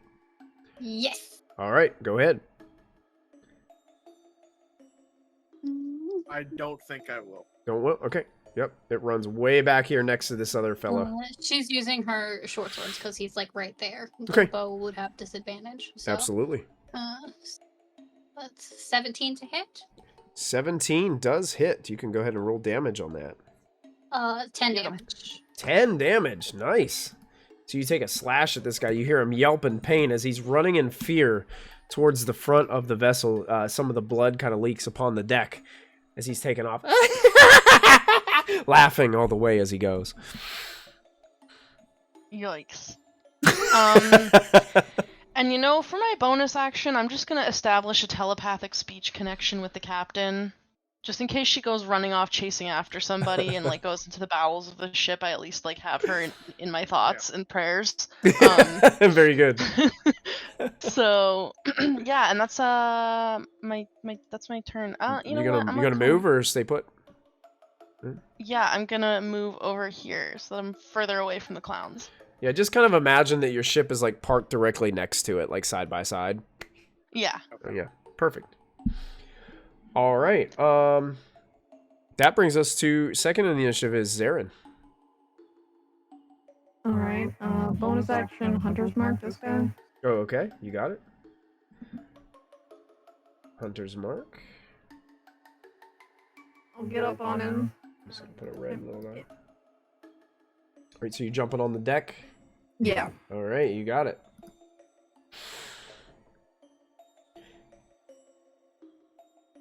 I don't think that's gonna hit. You gotta jump on the deck and a worthy foe. Not really, because that's a 10 to hit. 10 to hit?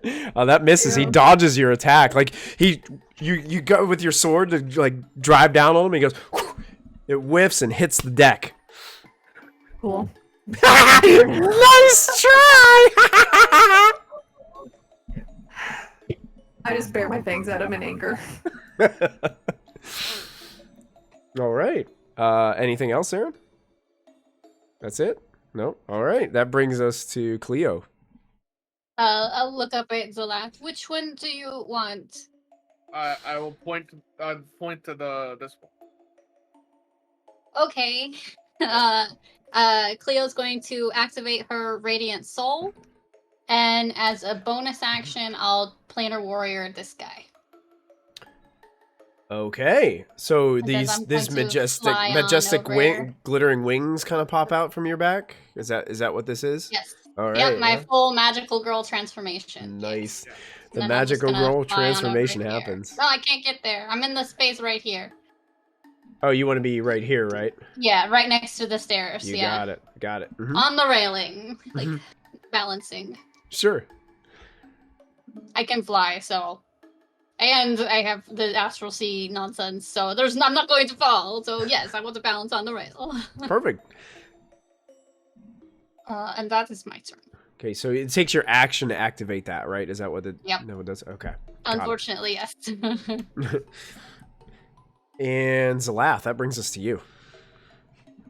So I am going to run up basically on the opposite of where Cleo is. Okay, so you're running up here. It's kind of a tight fit in there for you, but you can just barely squeeze through. You kind of got to turn sideways a little bit. Well, we'll make it even tighter because I am going to enlarge myself. Oh no! As a bonus action. Just like floats in the space. As a bonus action, all of a sudden Zalath gets huge. He's like stepping over this like staircase. Basically, parts of the wood start to splinter. You hear Kiktal'nik go, "No, please!" Sorry. I love it when you become the big mountain. I will swing at this individual that's in front of me. As you were approaching, this clown's like, and then you got bigger. That is a 10 plus 6, so 16. 16's gonna hit. Alright, so it's gonna be 3d6 damage. 3d6. I didn't roll very well. Oh no. 7 plus 4, so 11 points. 11 points of damage. Bludgeoning. Okay. Yep. Yeah, you smash down onto this clown and goes, ooh, a big hit. Twinkles is okay though. Her name is Twinkle. All right. That will be the end of my turn. All right. Really a great name. Maybe I should rename Steve to Twinkles. Don't get any ideas, Cleo. All right. Next initiative is actually the Space Clowns. So the first one down here, the one that was Hunter's marked, is going to attack Zarin. And the one that's up here with Cleo is going to attack Cleo. Are you flying like above it, or are you like to the point No, where because she wants to use her short sword. You want to be able to use short swords, so your melee range. Yeah. Okay. And then Twinkles is going to go after Zalath. Here is they're going to use their shock ability. All three of them. So first one is going to you see this clown go to basically slap you, Zarin. And there's something like it's wearing a weird, outrageously designed ring on its finger. And it's like buzzer. I hate this. 17 to hit. Miss. Okay. You duck out of the way and it goes and then another one is going to attack you, Cleo. Same thing. It's kind of like trying to like slap you out of the air with this hand. So rude. That is a 15 to hit you, Cleo. Oh god, what is my AC? Nope, that hits. That hits. Just hit. Yeah. Okay. My AC is 15. I will use my reaction, and again, you see a portal open up where no. Slap. So their hand goes through the portal and touches their friend next to them instead. Wait, yes. The one that you're fighting against? Yeah, the one that I'm fighting. Yeah, and it uses the same roll. Okay. So yeah. So this hand like disappears into this portal, and you see it pop out like next to it, like beside it, and it smacks this other clown in the side of the face, and you watch as the clown goes and he goes and he starts to like fidget and back and forth. You took a significant amount of damage. Good. Don't hurt Cleo. You're not allowed to do that. I didn't say you could touch me. That was very rude. And that one's gonna kind of like look over with an angry look, but then still like backhand at Zalath and try to hit you. Ooh. Hit your toe, That's baby. a 22 to hit Zalath. Yeah, that hits. Oh That hits. boy. 22 to hit Zalath with shock. I'm just gonna use DID Beyond to roll here. Ooh, that's a good roll too. Zalath, you take 20 points of lightning damage. Oh my Jesus. god. All As right. you just feel this thing hit your thigh, and all of a sudden it's just like jolts this massive amount of electricity through your body. You start to shake and quiver. Oh and god. you just hear nothing but echoing giggles. Ow. Don't let them hit you with their hands. Oh my god, that hurt. Just want to point out that I have 28 hit points total. I'm glad I made it to where it didn't hit you. It could have been very bad. That's what I have left right now. Cecil, you're watching all this happen. It's your turn. I'm more angry at the one that tried to hit Cleo because like Zalath is made to be hit. So I'm made to be hit. Yeah, kind of is. I was going to attack the one at Zarin, and my eyes like immediately snapped to the one in front of Cleo, and I'm going to cast Chrono Madness. So I need a save of some sort. Okay. Let me know what you need me to do. A wisdom saving throw. Wisdom? Yeah. I believe that's going to fail. It's 11. That does fail. All right. So the charmed target must use its action before moving on each of its turns to make a melee attempt against a creature other than itself that I choose. On subsequent turns, I can use my action to maintain control over the target. The spell ends. Target can also make a wisdom saving throw at the end of each of its turns. Good. This is Crown of Madness, right? Is that what you said? Yeah. Okay, gotcha. All right. Like I'll look at him, and like from under my cloak, just a black ray will like rush towards his head, and he has like a pirate hat that's like just covering his eyes. Like the brim is just covering his eyes Awesome. with a big red feather. Excellent. So does that happen like immediately? No, it's his turn. On his turn? Okay. Got it. And then I'm also going to bonus action summon my tentacle Okay. Where would you like to put it? right behind the one that was attacking Cleo. Right behind the one behind Cleo? I need to get like a token for your tentacle. I'm gonna have to write down to make one of those. Tentacle token. I'm gonna put that on my notes. Be careful when you're searching for that one. Yeah, I gotta. I will be careful. I've safe search turned on. Or I'll just go ahead and draw one myself. Oh, there you go. That works too. Yeah. Yeah. Thank And you. I can make a melee spell attack with it. Oh, with the tentacle? Okay. Sure. On summoning and This one behind Cleo, correct? That's the one you want. That's the one you said. Just want to make sure. Because technically the other one's within 5 feet too. So, okay. Yeah. This. Okay, you got it. And then I'm gonna try to whack him. That's the number. 17. 17 hits. You can roll your damage. 4 points of cold damage, and its speed's reduced by 10. Speed's reduced by 10. Okay. And you said 4 damage. Got it. Does the damage affect the Crown of Madness at all? I don't think so, but just want to double check. No. Got it. All right. Do you want to move or you want to stay put? I'll stay right where I am. All right. Too weak to go over there. All right. We go to the top of the round with Rayla. Can I use a sorcery point on a spell that was cast into the Ring of Spell Storing by someone other than myself? Interesting. It says it uses the slot level spell save DC, spell attack bonus, and spell casting ability of the original caster, but is otherwise treated as if I cast the spell. Then I'll allow it. Okay, so now I need that information about Zarin, because I would like to use a sorcery point to twin a command on whichever one is not the crown. So I think it's this guy and this guy. Mm-hmm. Okay. Yeah. Maybe 13. It's not very good. To twinned, do they have to be a certain distance apart? No. So command is a 60-foot range, which I'm just within Got 60 feet of both of them, and as far as like the twinned spell thing goes, it just says a second creature in range of the same spell as long as the spell at the level it's being cast is incapable of targeting more than one creature, which command is only single. Got it. So yeah, I'm gonna command this guy that's near Zarin and this guy that's near Zalath, grovel before me.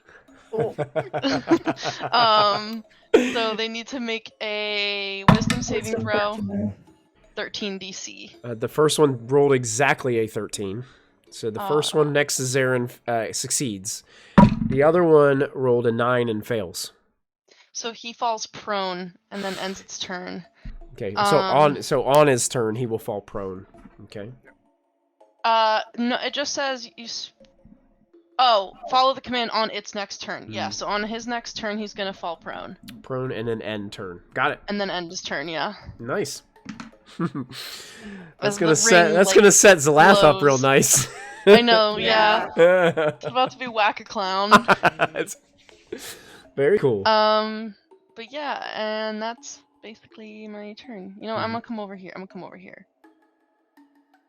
So I'm in between all the action. Okay, that's my turn. Okay. We're gonna go to Zarin. You're next up. It seemed like Rayla was trying to cast some spell towards your opponent, and it didn't have any effect whatsoever. That's okay. I'm gonna do something similar and just cast as a bonus action Vow of Enmity, and so I will have advantage Okay. on this person in front of me for the next minute. All right.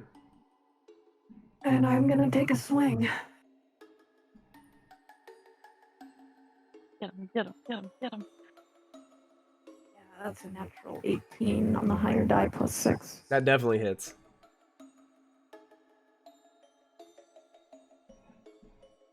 Don't forget your hunter's mark. Yeah. Mhm. No. 18, and then I will do Divine Smite. Ooh, we're getting those divine smites going.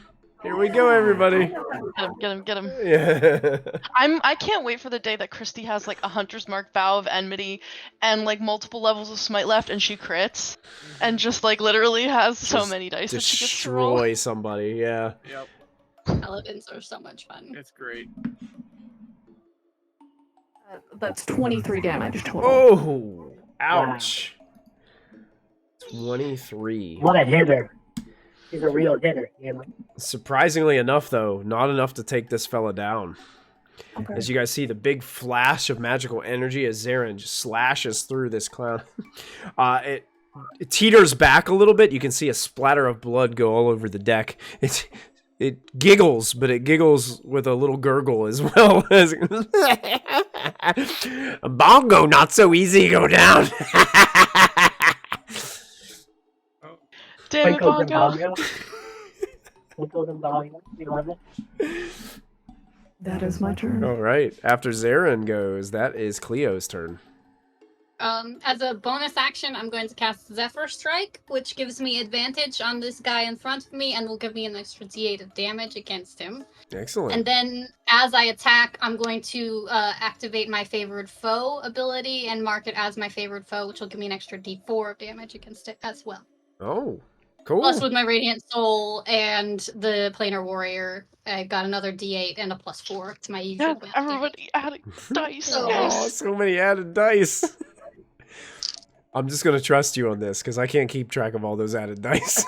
That is 18 plus 7 to hit. Oh, that definitely hits.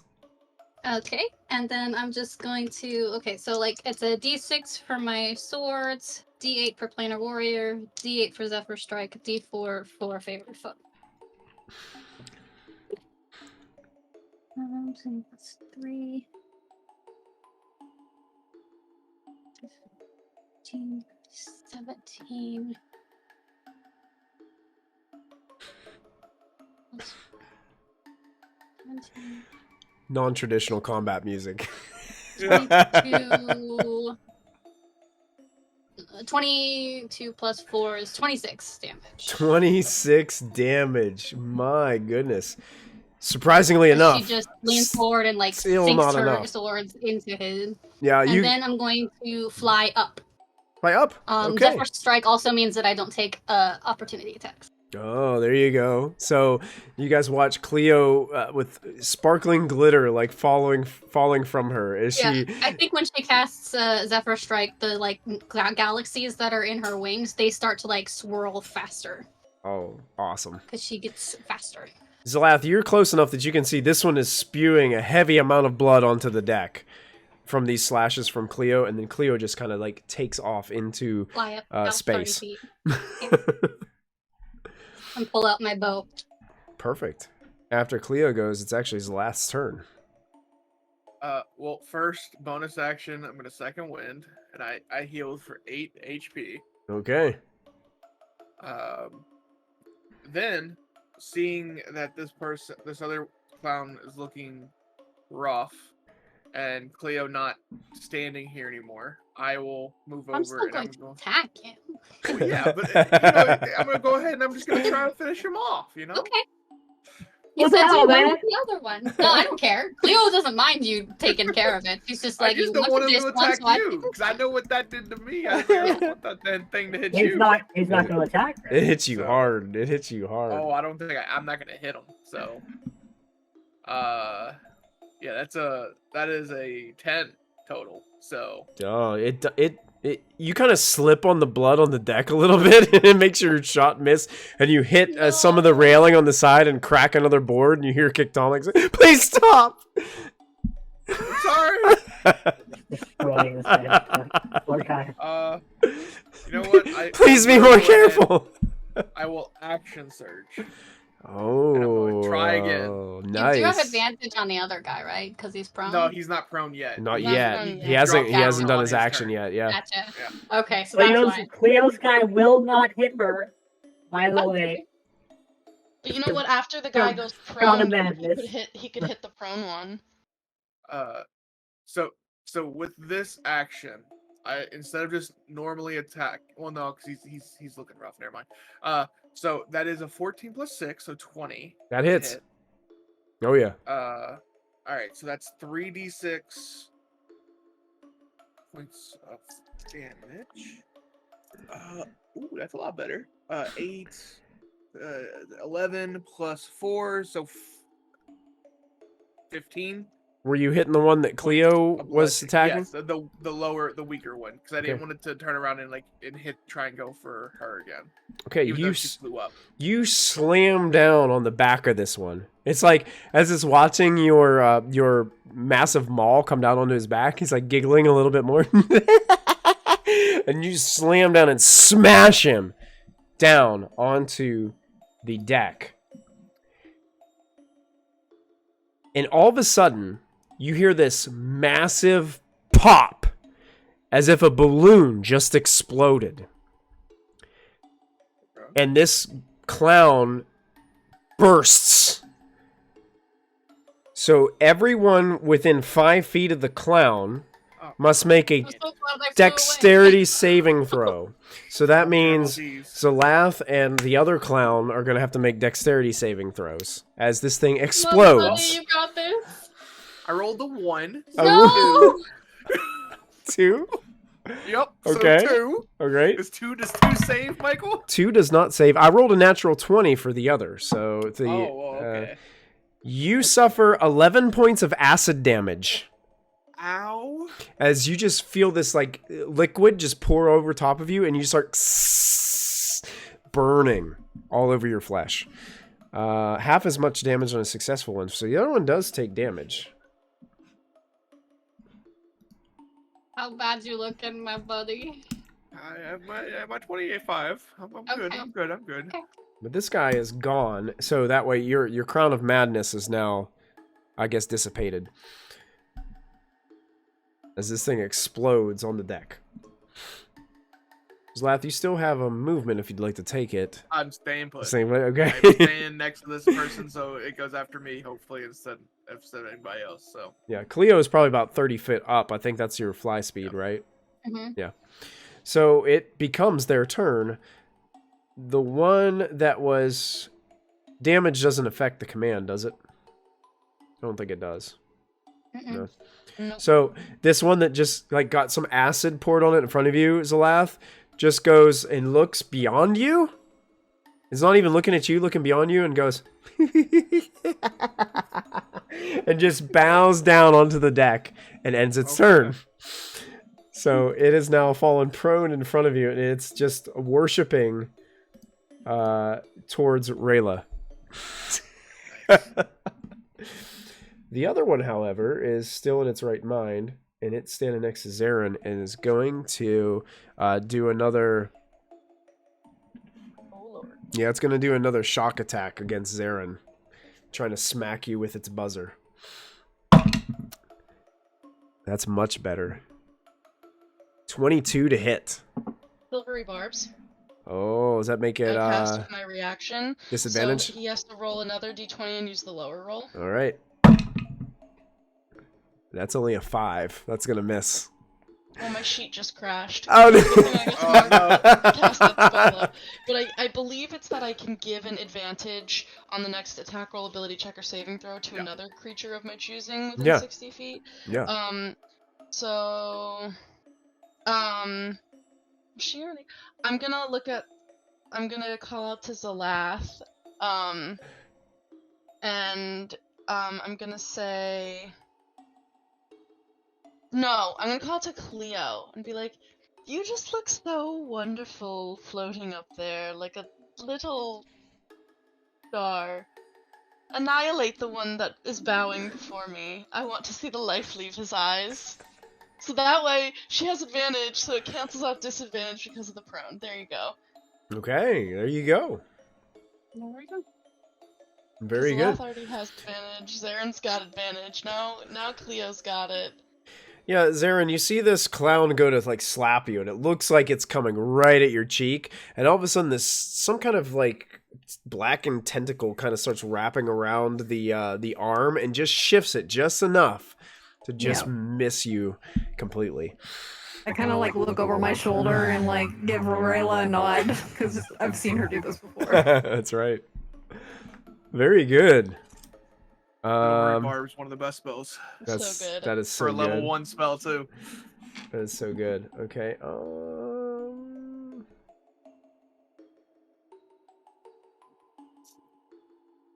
So, you guys do notice though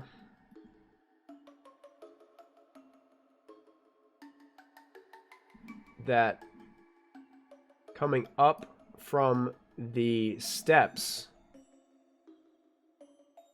another one appears Oh, crap.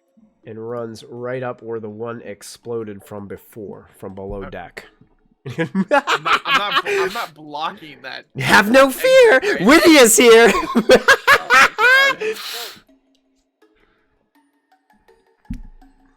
What is that? This is like the clown car of ships. Yep. I love space clowns. That ends the clown's turn. Cecil, you're up. Okay, I'm gonna slap the one with the melee spell attack with the tentacle. Before I go on, I wanted to mention one thing about this one that appears. It's strange because it looks like there are 4 of him standing kind of similar around each other. It looks like he's almost like there's multiple of the same person kind of occupying the same space. Yeah, I'm not gonna hit that one. I'm gonna hit the other one.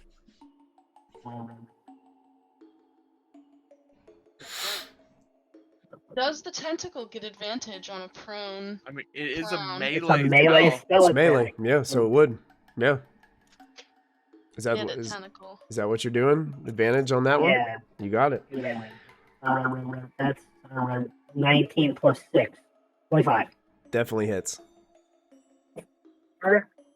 1 point of cold damage. And Nice. I'm very useful in this fight. I've done so much. So much in this fight. Chipping away. Yeah, So much. this I'm gonna cast Eldritch Blast at the one in front of Zaren.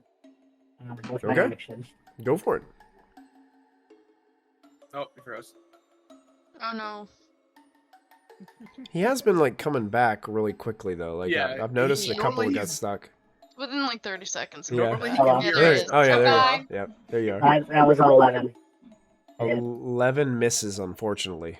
Buddy. I'm just gonna sleep in a hammock. You guys need have a new, really good spell. you need new Cecil dice. It's- You it's- need new Cecil dice, Jamie. The positioning, you're trying not to hit Zaren. Like it's really difficult to fire anything that way. It's just. Listen, I'm just gonna go sit down somewhere. I'll get you some Cecil dice. Cecil gets his fishing rod out and goes to the back of the ship. Yeah. All right, that ends Cecil's turn, bringing us back to Rayla's turn. Unless Cecil, you wanted to move. I'm good. Okay. I'm good. You know, I don't know what all these other people can do, but I'm gonna just kind of like come over here, and I'm gonna just thoroughly enjoy the show of this one clown that's just like bowing before me, and then while he's on the ground, I would love to cast Mind Sliver at the new guy. Okay. So he has to make an intelligence saving throw. Okay. DC 14. He's 14 As intelligence. this like little like there's like this little flash of like darkness on Rayla's forehead, and like a little beam shoots out from her head to his head. Rolled a 16. Oh. Then it So- misses him. Doesn't do anything at all. Yeah, it's a cantrip. so it Okay. doesn't- Okay. Gotcha. Oops. So Rayla reaching out with a spell doesn't seem to have any effect. You're confused. You're not really sure which one you're targeting because it's kind of this individual that's just occupying multiple spaces. It's really hard to get focused on it.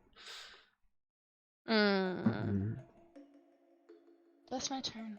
All I'm just right. gonna enjoy this one that's groveling before me. Yeah. And I'm just like, that you know your place as an inferior being. Stay there.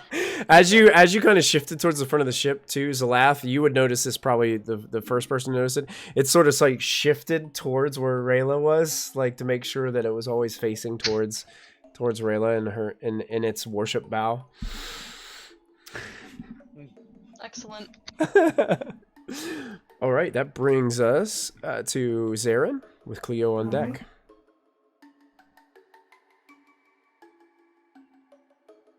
Almost a crit. So it's an actual 19 plus 6. Oh yeah, that hits. Just attacking with the sword again.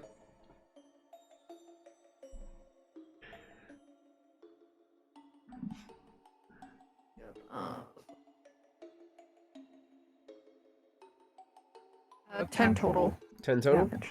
So you take another slash. You kind of swing the sword over your head and take another chunk out of this clown. More blood spreads over the deck. Bongo found worthy opponent. Still standing. Damn. God damn it, Bongo. Why are you so small?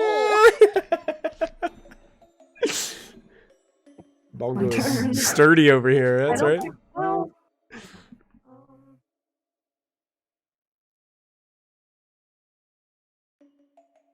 yeah, no, I don't. I was gonna see if I could heal somebody, but no, I don't. I have to touch someone, so that's my turn. Okay. All right. That brings us to Cleo with Zalath on deck. Leo is going to fly down and land on Zalath's shoulder, like very delicately, and be like, "Do you need me to heal you, or are you okay?" I think I'm fine. Okay. As a bonus action, I'm going to Planar Warrior this new guy who's on the ground. And I'm going to make him my favorite foe. And I'm going to stab him with my swords as I fly down from the sky. Okay, perfect. Yep. I will say I'll move you kind of over Advantage. here, probably. You have advantage on your attack. Yes. Is 18 plus 7 to hit. That hits. Alright.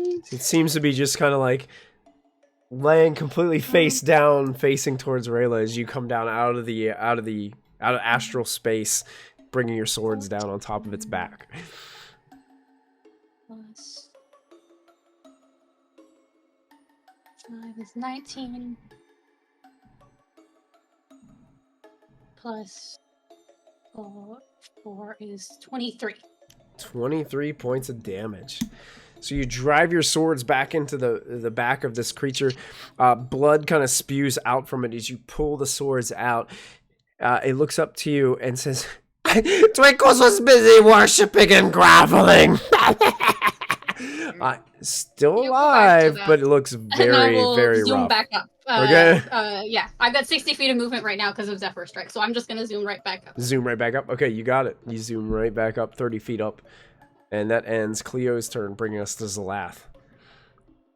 I mean, I'm just gonna swing at this clown that's groveling, you know? Oh, you have advantage. Alright. That's a 16 and a 15, so plus 6, so 22. Oh, yeah. Definitely hits. And then... Ooh. 14 plus 4, so 18 points of bludgeoning damage. 18 points of bludgeoning damage. You squash down on this one, and you hear it's laughing at first, and then you hear that familiar pop. Oh, God. And I need you to make another dexterity saving throw 9. as it explodes. A 9? Make better dexterity saving throws, please. I mean, I can't. I'm sorry. I have a Oh, plus 1. buddy. Oh, I rolled really bad. You take 6 points of acid damage Okay. as it sprays more liquid towards you. You're getting healed next time. You don't get a choice anymore. I think I need to be healed. That other clown does have to make a dexterity saving throw and fails and takes the same amount of damage. I think that's gonna be the end of my turn, though. Okay. Yep. End of my turn. End your turn. Okay. That brings us to the space clowns.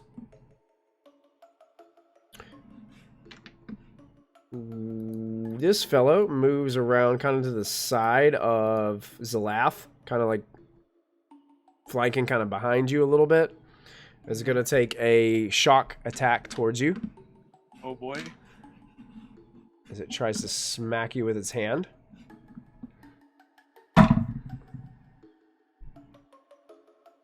$14, I don't think is going to hit you. Nope. All right. 17. So you dodge out of the way as it smacks the bottom of the deck. That's so bad. And one's going to try to smack Zarin again with the shock attack. That definitely could have knocked me out if he would have hit me. I know, that's why I was like, that would have boy. been so bad. Natural 20. Oh no! Wait. How far away is she? How far away is she from me? 40 feet. I freaking do it again. Yep. I do it again. Okay. I silvery barbs him, and I'm like, leave her alone, you ungrateful cretin. So You're in the presence of gods. That's only an 8. Oh, silvery barbs. That probably would have taken me out. That would have been real bad. Really bad. I mean, it hit me for 20 points of damage. So, if it just rolled the same, that'd be 40 points. Yeah, I'd be out. So, Bongo comes towards you. He's got a really angry look in his clown face as he approaches you and gets ready to do this really, like, big slam down. He jumps up in the air like he's, like, slam dunking a basketball. And you see that same mystical energy kind of come out as this one would have been a direct hit, Zarin, as you were trying to regain your balance. And it slams its hand down on the deck in front of you, missing completely. And then I would like to give my advantage to Cecil. Cecil. It's not gonna help. It's not gonna help. I'm gonna say I believe in you. it's gonna help. It's gonna help. Cecil, you're trying so hard, and I know you can do even better, even though you betrayed my trust and showed my secret documents to somebody else when I told you not to. So I suggest you redeem yourself and do something. Yikes. Ooh. Advantage to Cecil, I guess. Yeah. Alright. Like a fear-based advantage. Fear-based It's like, not advantage? Like, wow. It's like, oh god. That brings us to Cecil's turn. Yeah, I'll try and Eldritch Blast this guy. Okay. We're gonna try. Gonna use your advantage. I got an actual 20 on the first roll. Oh, there you go! Yay! All right. Fine. There you I go. finally did something. Okay, let me I double finally check. did it. Let me Pure double check God in something you. because this guy has a spell on him. Yeah, he has mirror images on him. No! He might hit a mirror image. Don't take it away from him! Roll a d20 to determine whether the attack instead targets one of your duplicates. So let me roll a d20 here. Okay. It's fine. You hit the individual. Oh, nice. Okay. Yay! You picked the right clown. Double one. Come on. 7 points. Points. Yeah. 7 points of force. Okay. What do I dice for a 1? Try to smack him with the tentacle. Okay. How far can the tentacle reach? 10 feet. Okay. But it can move as well with the bonus Okay. action. Okay. Do I have to use the advantage this turn? It's just technically your on next- the next. It's technically Your the next one. Yeah, So technically it would have been on the on the It would've been on attack. the- Eldritch Okay. Blast. That's fine. That's 18 to hit. 18. Okay. Let me see which if it hits a duplicate. You hit the individual again. Oh my god, that's so lucky. It's the Very devil lucky. sight. It's Very the devil. lucky. 2 points of cold damage. 2 points Hell of yeah. cold and speed's reduced by 10. Yeah, You did Got it! I did something. Got it. All right. So the tentacle lashes out. 2 lucky shots as you pick the right one out of the mirror images and slam into the space clown with your force energy and your tentacle.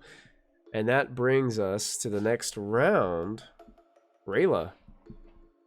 Oh, he gets pushed back 10 feet in a straight line away from me.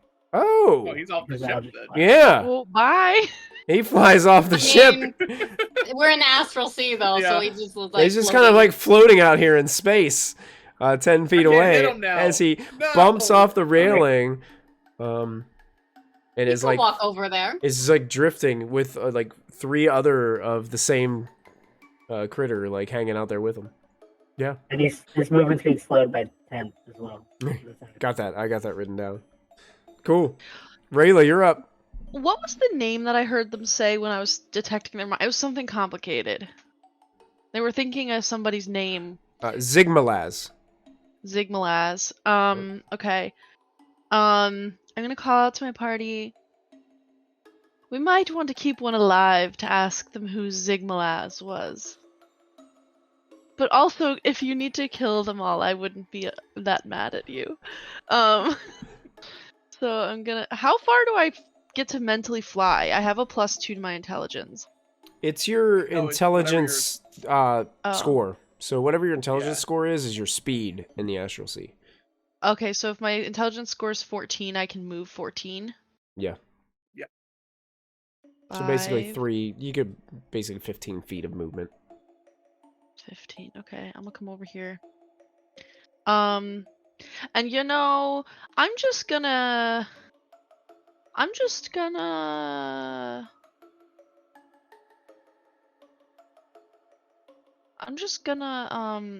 gonna mind sliver. I'm gonna mind sliver the guy that's floating around. Floating in space. He Okay. needs to make an intelligence saving throw. Intelligence. Yeah, gonna try this again. That's only a 6. That's gonna fail. Okay, so he's gonna take 2 points of psychic damage, and he has to subtract from his next saving throw that he makes before the end of my next turn.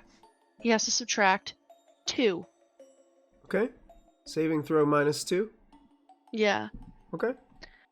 as he gets a little headache. Okay.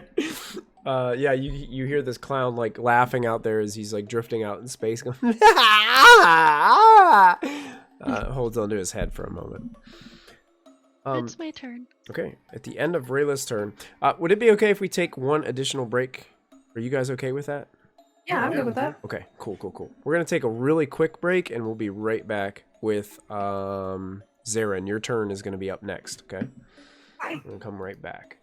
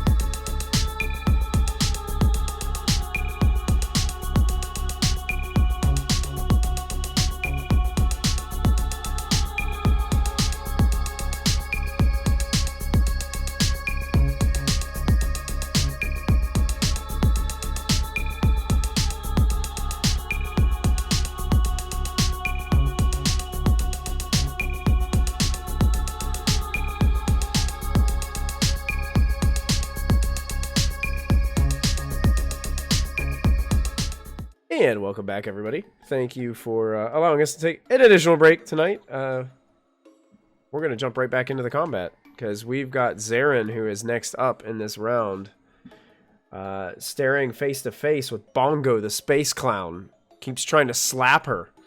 Don't slap me. Oh, no. I have advantage, but I rolled 2 nat 1s. Oh. 2 nat 1s. Oh. Yikes. I have Nothing two. happens.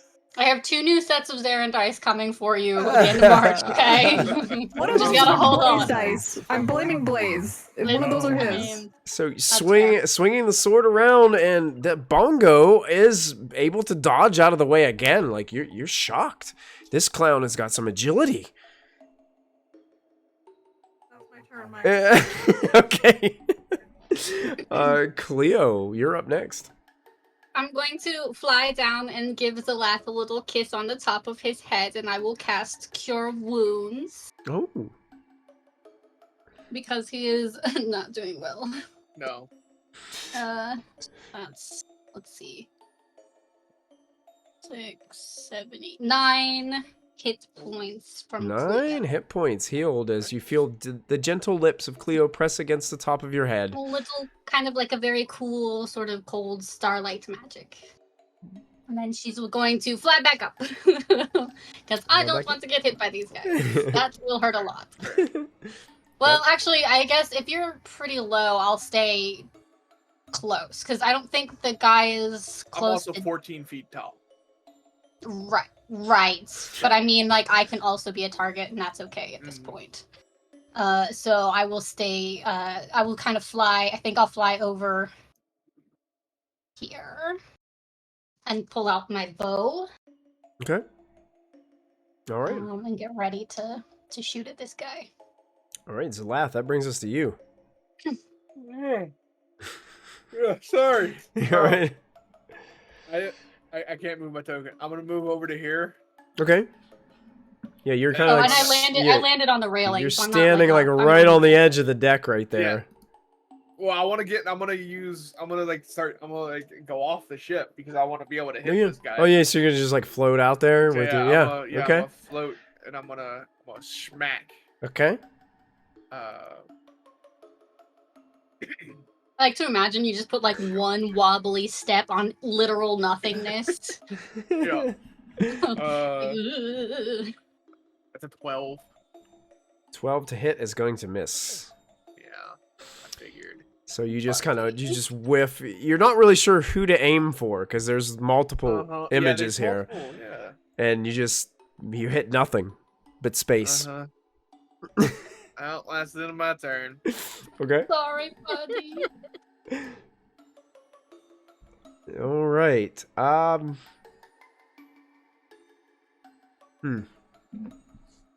that changed what he was gonna do.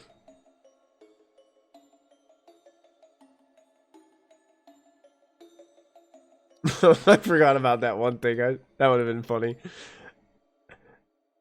So when the clown came up the steps, you did notice that there was like Oh my God. Squeaking when the clown came up the You steps. got the like squeaky shoes, like the toggle one, but...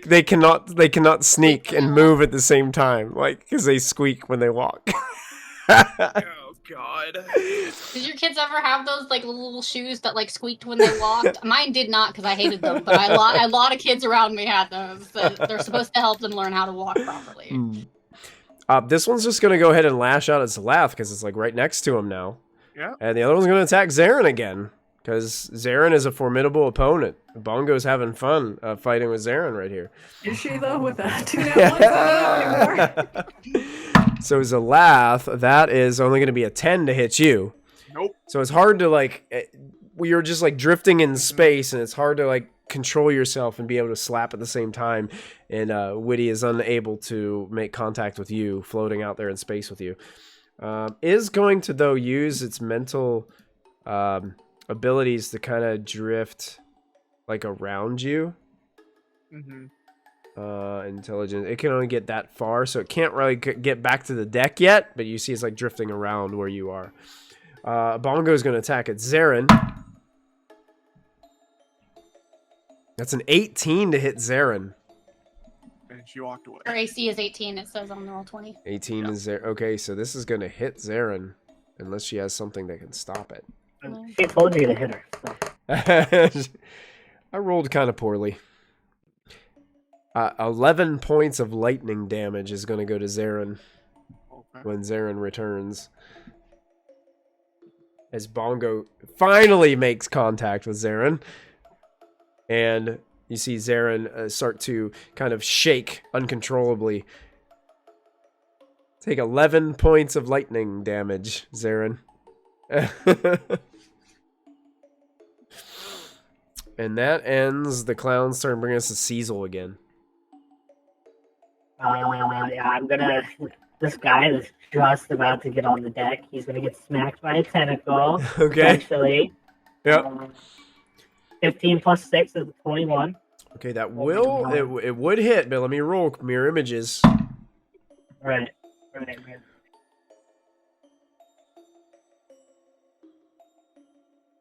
If I hit a mirror image, that's good too, because it gets rid of one. So, Yeah.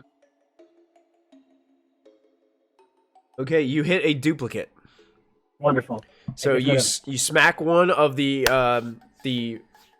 illusions, and it just vanishes. So now there's only like 3 of this individual.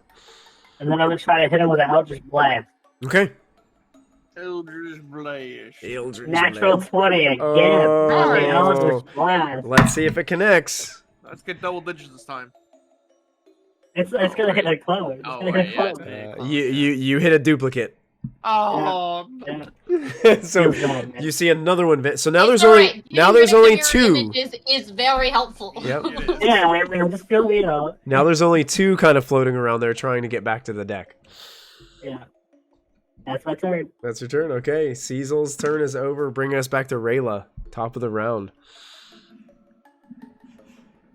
You know, I'm gonna give him a little chill touch, a little razzle dazzle. The guy with the mirror images. Okay, sure. 17 to hit. 17 will hit. Let's see if you get the guy or the last remaining duplicate. You get the actual guy. Oh shit. Okay. You get the clown. Yeah, so this, Rayla will reach out her hand, and then coming off of it is, this, spectral crab claw that reaches out and does 5 points of necrotic damage to him, and it has this, grip on him, and he can't regain hit points at the start of my next turn. Not that I thought he was going to. And if he's undead, which he's not, he has disadvantage on attack rolls against me until the end of my next turn. Okay, got it. That's my turn. That's your turn. Well, I'm gonna move a little bit, but... Yeah, sure. Where is there a There. spot? Okay. Gotcha. All right. So after Rayla goes, Zarin, you are up with Cleo on deck. Okay, so I hit. I think I hit with an 18 plus. 18 hits, yes. Mm-hmm. Poor Bongo. He just wanted to make some No. friends. That's it. No, not poor Bongo. Get out of here, Bongo. That's 20 damage total. 20 Oh, total. snap. Wow, that's huge. But surprisingly enough, Bongo is holding tough. Oh my god. He is- Bongo! Bongo- You got a million hit points. Bongo's on one knee, and he's like, not quite. Bongo's all strung out on ketamine and horse stimulants right now. Nothing's gonna take him down. Oh gosh. That's my turn. Then your turn. Okay, after Zara and Cleo and Zalath. Cleo on with Zalath on deck. I'm going to move my planar warrior to this guy over there. And then I'm going to fly. I can't move up away from the deck. I'm going to fly away. Okay, I'm but gonna pull you up there, and then you should be able to Okay. move now. Yeah, Yeah. I just want to get a better angle so I can shoot him. Who are you gonna shoot? The guy with the mirror image, or the guy that looks like he's on one knee in front of Zarin? Is he prone? No, he just looks really badly hurt. Yeah, I guess I'll shoot that guy. Okay. So I'll planar warrior him then. Okay.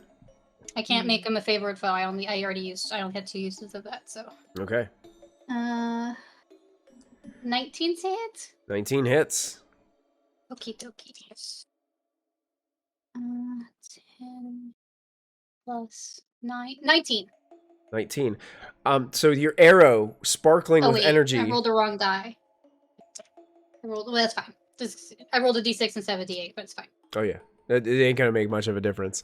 So as the arrow comes streaking through astral space with sparkles flying from it, it hits Bongo right in the side of the head, and the giggling and the laughter stops, and then you hear this loud pop as Bongo explodes, and I would have to have Zarin make a dexterity saving throw as acid starts to spray out all over the place from where it explodes. A 1? Oh, God.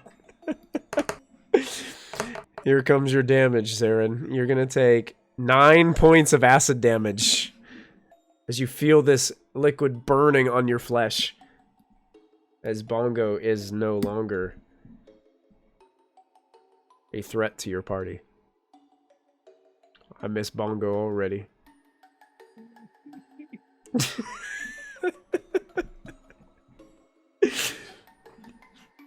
Zalath. Cleo, do you have anything else you want to do, or does that bring us as the last turn? I think I'll just like land on the last Shoulders. Okay. The last shoulder. Yeah. Okay. Not no like I'll make sure I'm angled so I'm not going to interfere with his like a swing and attack. But Perfect. She's just going to like delicately land there.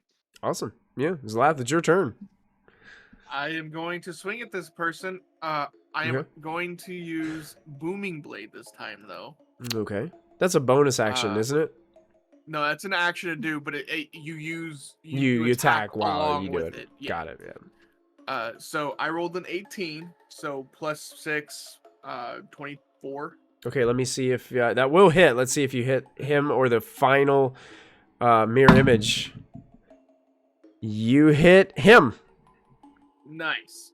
All right, so it's 3d6. I'm also when I make contact with them, my chains on my arms start to glow red and whip out and go around him. So he needs to make a strength saving throw. Strength saving throw. Yeah, and wow, these buggers are pretty strong. 13. 22.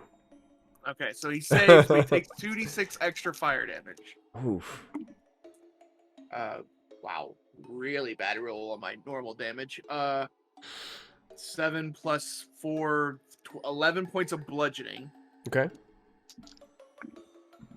And then 8 points of fire. 8 points of fire. As you do this attack and your chains like wrap around and start to burn, you can hear him scream in pain. You obviously felt every bit of that damage. And then, since the chains don't wrap around him, you see them like reform back onto my wrists. Okay, cool. And that will end my turn. End your turn. Okay, perfect. This one with the mirror images slides back on comfortably on the deck over here. Since he moved, he takes 1d8 thunder damage. Oh, you got me. Eight thunder damage. 8 thunder damage. Nice. And as he hits the deck and this loud crack of thunder explodes, dealing more damage to him, you see that he's kind of... Him and his mirror image are both on one knee, like in front of you. Nice. As he looks very hurt.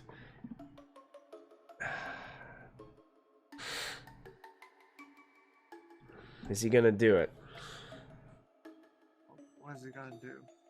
He's a clown. Make him go absolutely bonkers. Self-destruct.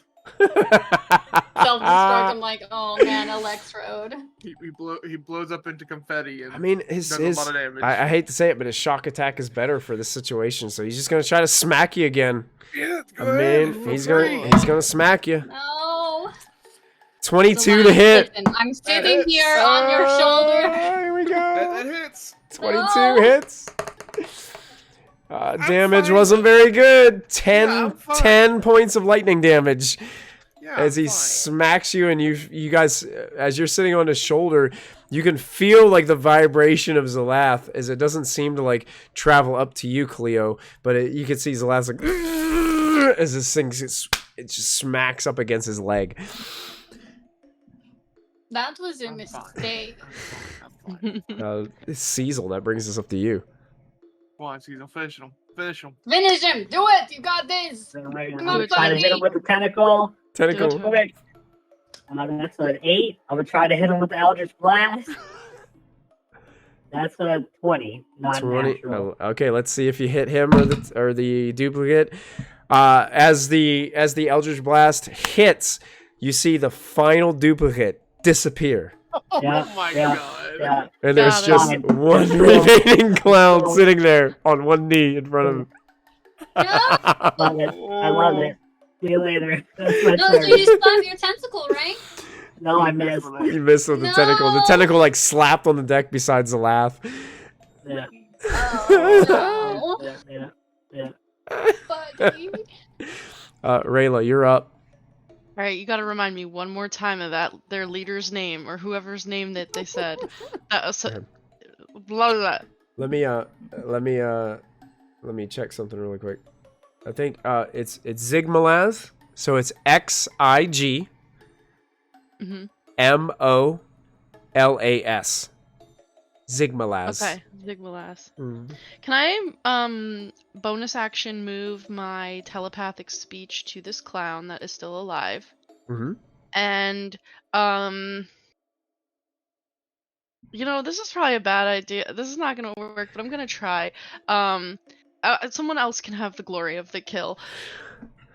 Who is Zigmalaz and where can we find them? Make a You're persu- going to pop like a little balloon anyway. You might as well tell us and make things a little bit more chaotic as you go. Okay, now make an intimidation check. It was going to be persuasion at first, but 7. 7? 7. 7.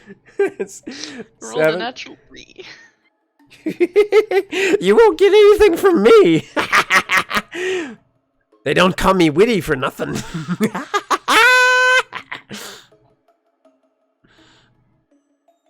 Ugh. You know what? I press to digitate and I make sad clown noises around him. Or no, you know what? I make booing. I make the sound of booing There No! you around this clown. How dare you? And that's my turn. Okay, that's it. Very go. good. Nice. I love it. Fantastic. After Rayla goes, Zarin, you're up. Well, my speed is 8 because I'm not smart. We're on a boat. You're on a boat. No, on the Yeah, you have normal you're speed. It's technically, only when like- you're You can walk floating. normal. It's only when you're like Okay. floating out in the Astral Sea, you can still walk normal on the deck of the ship. Yeah. I'll get up on him. All right. Yeah. I will move my hunter's mark to this dude as a bonus action. Okay. And you do have advantage because you are flanking. Oh, nice. So I'm going to give you advantage on the roll.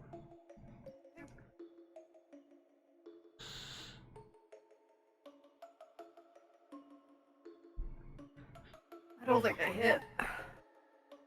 That's a 14. 14 hits. Oh, it does. Oh. Mm-hmm. Yeah. I rolled another nat 1 and an 8, and I was like, Oh my lord.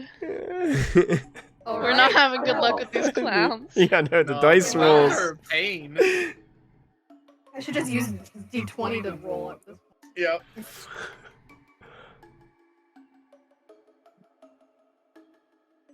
12 damage. 12 damage. So, Zalath, you see Zarin like rushing up behind, taking the sword and just driving the sword right through the back of this clown. And the blade comes right through the chest, and you hear, witty, witty, witty, witty. And then poof, it pops. I need both Zarin and Zalath to make dexterity saving throws for me, please. I actually rolled pretty good on this one. That's an 18 for me. 18, so you're going to take half damage? 7? Was that 7? 11. 11? 11. Okay. 11 is not enough. You're going to take full damage. Cool. It's only been like 10. So Oh, yeah. 11 points of acid damage. okay, Zarin? So that's 5. And 5 points to Zalath. As this thing pops. Zarin goes down to one knee, but she's still up. Oh, Zarin's looking pretty Barely hurt. still up. Barely. Oh, boy. Cool. And we're out of encounter. I will immediately touch Zarin on the shoulder without even like going back to normal, and I will cast Cure Wounds on her. I'm gonna do the same thing to the Okay. Well, I guess I'm already sitting on you, but Yeah, you're already sitting on me. You gain 3 HP because I only have a +1. 9 for you. I will do it again. No, I have lay on I will hands. do it Yeah, again. she's not Lay on hands. paladin. I'm okay. 5 points of healing. Oh my god. The laugh is just excited about being able to cast spells. Yes. Yeah. Okay. Like, let me cast my spells. What'd you say? I heal for 9? Is that what it was? Yes, 9. Okay, cool. Actually, and I'll go ahead and do the healing hands as well, so that's another 4. Okay, thank I'm you. like save my other spell slot just in case. And I'm going to pull you all onto the deck just so you have freedom of movement within the map. So, And of course, I will shrink down. okay, yeah, you shrink down. Okay. My little wings disappear. The cracking of the boards that I might have did. I will go and mend those. You have mending? I have bending now. Oh! So you guys watch as Zalath is using. Describe how you're doing this. Like how what does it look like to the party? Like how because this is going to be totally new for Mr. them. Artificer. Yeah. Especially to Cleo and Cecil. They probably never seen this before. He gets out and gets like down on his knee and like takes out a little hammer and just like ding ding ding and the hammer kind of glows. Okay. It just makes the board reform. Okay, cool. Yeah, it's like Felix style. yeah. I can only do small little things though. I can't do like big things. Just literally just fix it, Felix. Bink, bink. Yep. Bink, bink, bink. That's cool. Who heard the name Stigmalas? Have we? Have you heard the name? Is that what you're asking? Have you heard it? Yeah, have they heard that name? Have they heard it? Like my party. And also, if Kik comes over, I will ask Kik if he's heard the name Zigmalas before. I hope I'm saying that right. Sure, let me double check something really fast.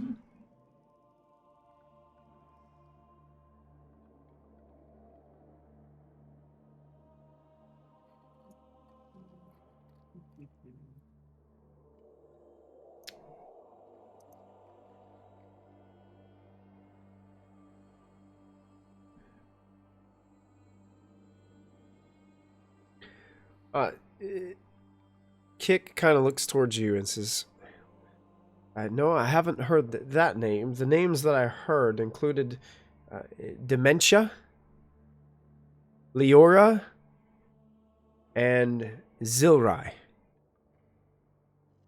Those were the names that I heard. These creatures mentioned Zigmalas.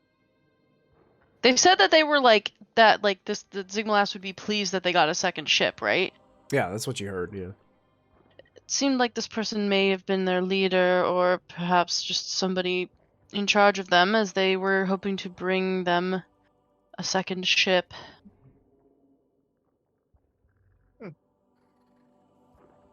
That's interesting. The ship is here, but what of the crew? Gone in the Nautiloid. That's definitely a possibility. We can check to see if there's anything below deck.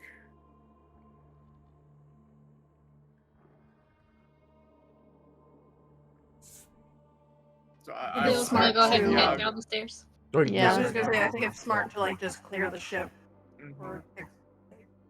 I'm gonna reestablish my telepathic bond with the captain. Okay. I'm going to kind of take all your tokens and move them down the steps here. So I'll just kind of grab them and move them to where you guys can see. I'm bringing those lines with me. So you guys kind of pop out in this area. It's really tight down here. Like this isn't. It's a very skinny ship. So do you where Cecil's token is kind of like where the steps are. And kind of like where Cleo and Rayla are, where like the end of the steps are, and Zarin and Zalath, you're kind of in a hallway that kind of wraps around the stairs because I can't all fit you in that location. So you'll be able to see yourselves down a little bit on the map. Can I open this door here on the left? Yeah. And go in? Yeah, if the door will open, you kind of go in. You can see it's like an old cot, like sitting there, unmade bed area. Is it clowny in here, or does it look untouched? It looks like it's been like rooted through, like somebody like opened drawers and like was shifting through stuff, but not clowny. Okay, so they weren't like staying in here; they were just looking for stuff. Yeah, okay. It looks like somebody just kind of like rooted through things and was looting different things. If this is like a cramped space, I'll just stay by the stairs. That way I'm not in anybody's way since I'm so big. So I'll just hang out by the stairs. Here, and I guess I'll try and open this door. Yep. You open that door. Can I? Yeah.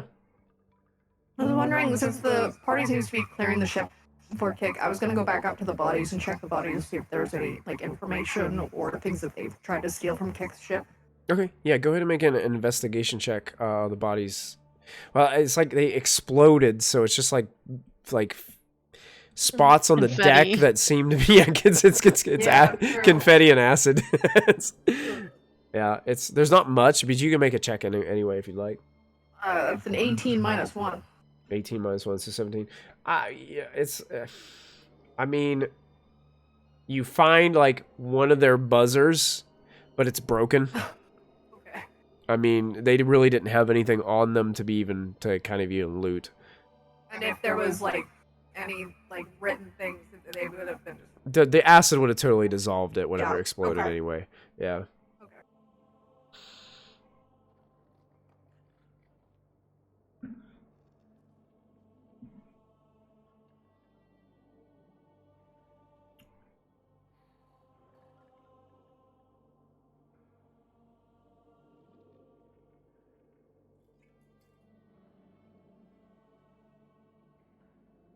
Can somebody roll? Will somebody roll? Anybody have a D100 handy?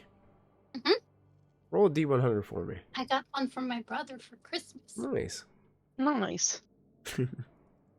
Oh, is it like one of the big, like actually? Oh yeah, the big round ones. Yeah, those are cool. That's a really nice one. I love that. Yeah, he was like, "Do you have a D100?" I'm like, "I don't know. I'll never use it, so no, I don't have one." And he's like, "I'll get you one." Now I've used it like 12 times, so 30. 30. Interesting. I'm gonna need a second D100 roll Okay. for that one. Pull it back out. Sorry for the loud thud to everybody who is listening. 58. 58.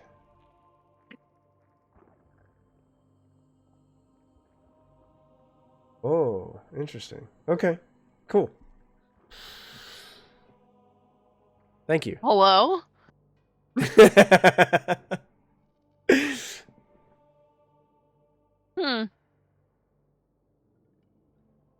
Yeah, I'll check out Jamie, this you're- room right here. I just said that was sus. Sorry, what did you say, Iris? Oh, I'm just gonna check out this room right here. Yeah, it's more of the same. It looks like a storage compartment area that it's been looted. Like stuff has been like just sprawled along the floor. Nothing really of any value. Oh, Cecil. Hey, When you open that door, I wanted to go see the. let me show you what you see. All right. You're the winner, Cecil. You see this. Oh, fucking shit.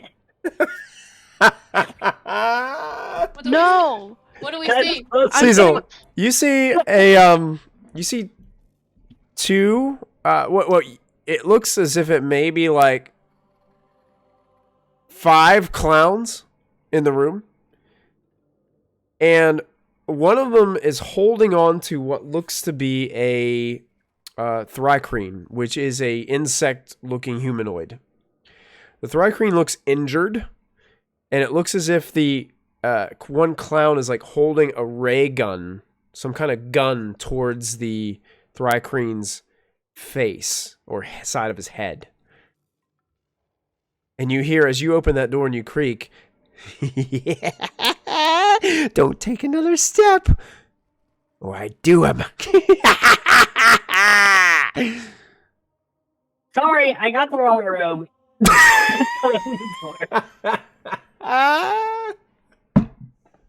You close the I door. can't handle that. I can't handle that, no. Okay. So Cecil just closes the door. Cecil was in the room. There's a lot of clowns in that room. Oh, well then we should go in there and deal with them, yeah? They've got a hostage. Oh. Maybe we should get everybody else?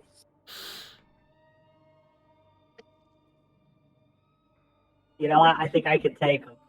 No. I feel We gotta like save the hostage. We gotta save the hostage. you're right. It's okay.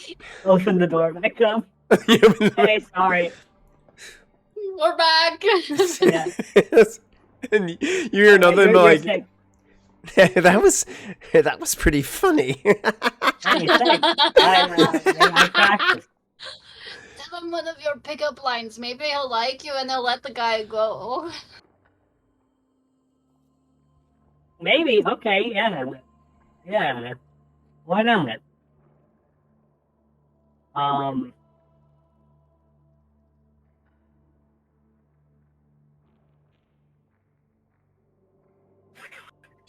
Hey, you. Point at the guy with the gun, holding it up to the. They call me Captain Flopsy. Oh, okay. Well, thank you. I am a big fan of captains. You know, I thought happiness started with an H, but why does mine start with a U?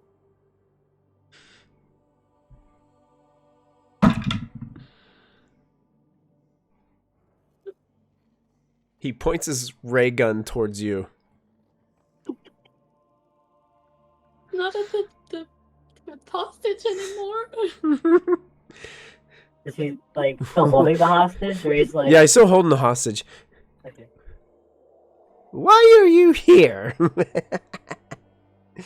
Well, to be honest, I was opening doors. You opened your doors all the way out here? You know what? I mean, You know what? what? I'm gonna take you to my master. I'm gonna take you to Zigmalas. I just want you to know before you decide to do that. Kidnapping is a crime. Also, I want to cast darkness in the center of the room. Okay. So you cast darkness in the center of the room? It's 30 feet. Out of a duck. It's gonna like take you too if you cast it in the center of the room, right? Yeah, I have a double sight. Oh, I okay. Can I, when he does that, because I have blind sight, can I try and like sneak in and grab the hostage and pull him out? Yeah, I'm rushing for the hostage too. That's kind of like the game. Yeah. We go, yeah. Okay, so you cast your spell.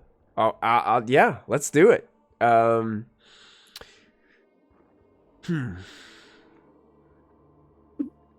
Cleo, so you're both going in? Yeah, we're both Okay. I don't. And you- We're both and have you the both same have idea blind at sight. the same time. Let me yeah. let me double check something really quick. Well, I can fully see in darkness. Yeah, I can Like, just the like darkness sense isn't the there. presence of people within 10 feet of me, I think. Okay, cool. In darkness. Okay, so you guys rush in. I want you to make You guys get to choose who makes this roll since you're helping each other.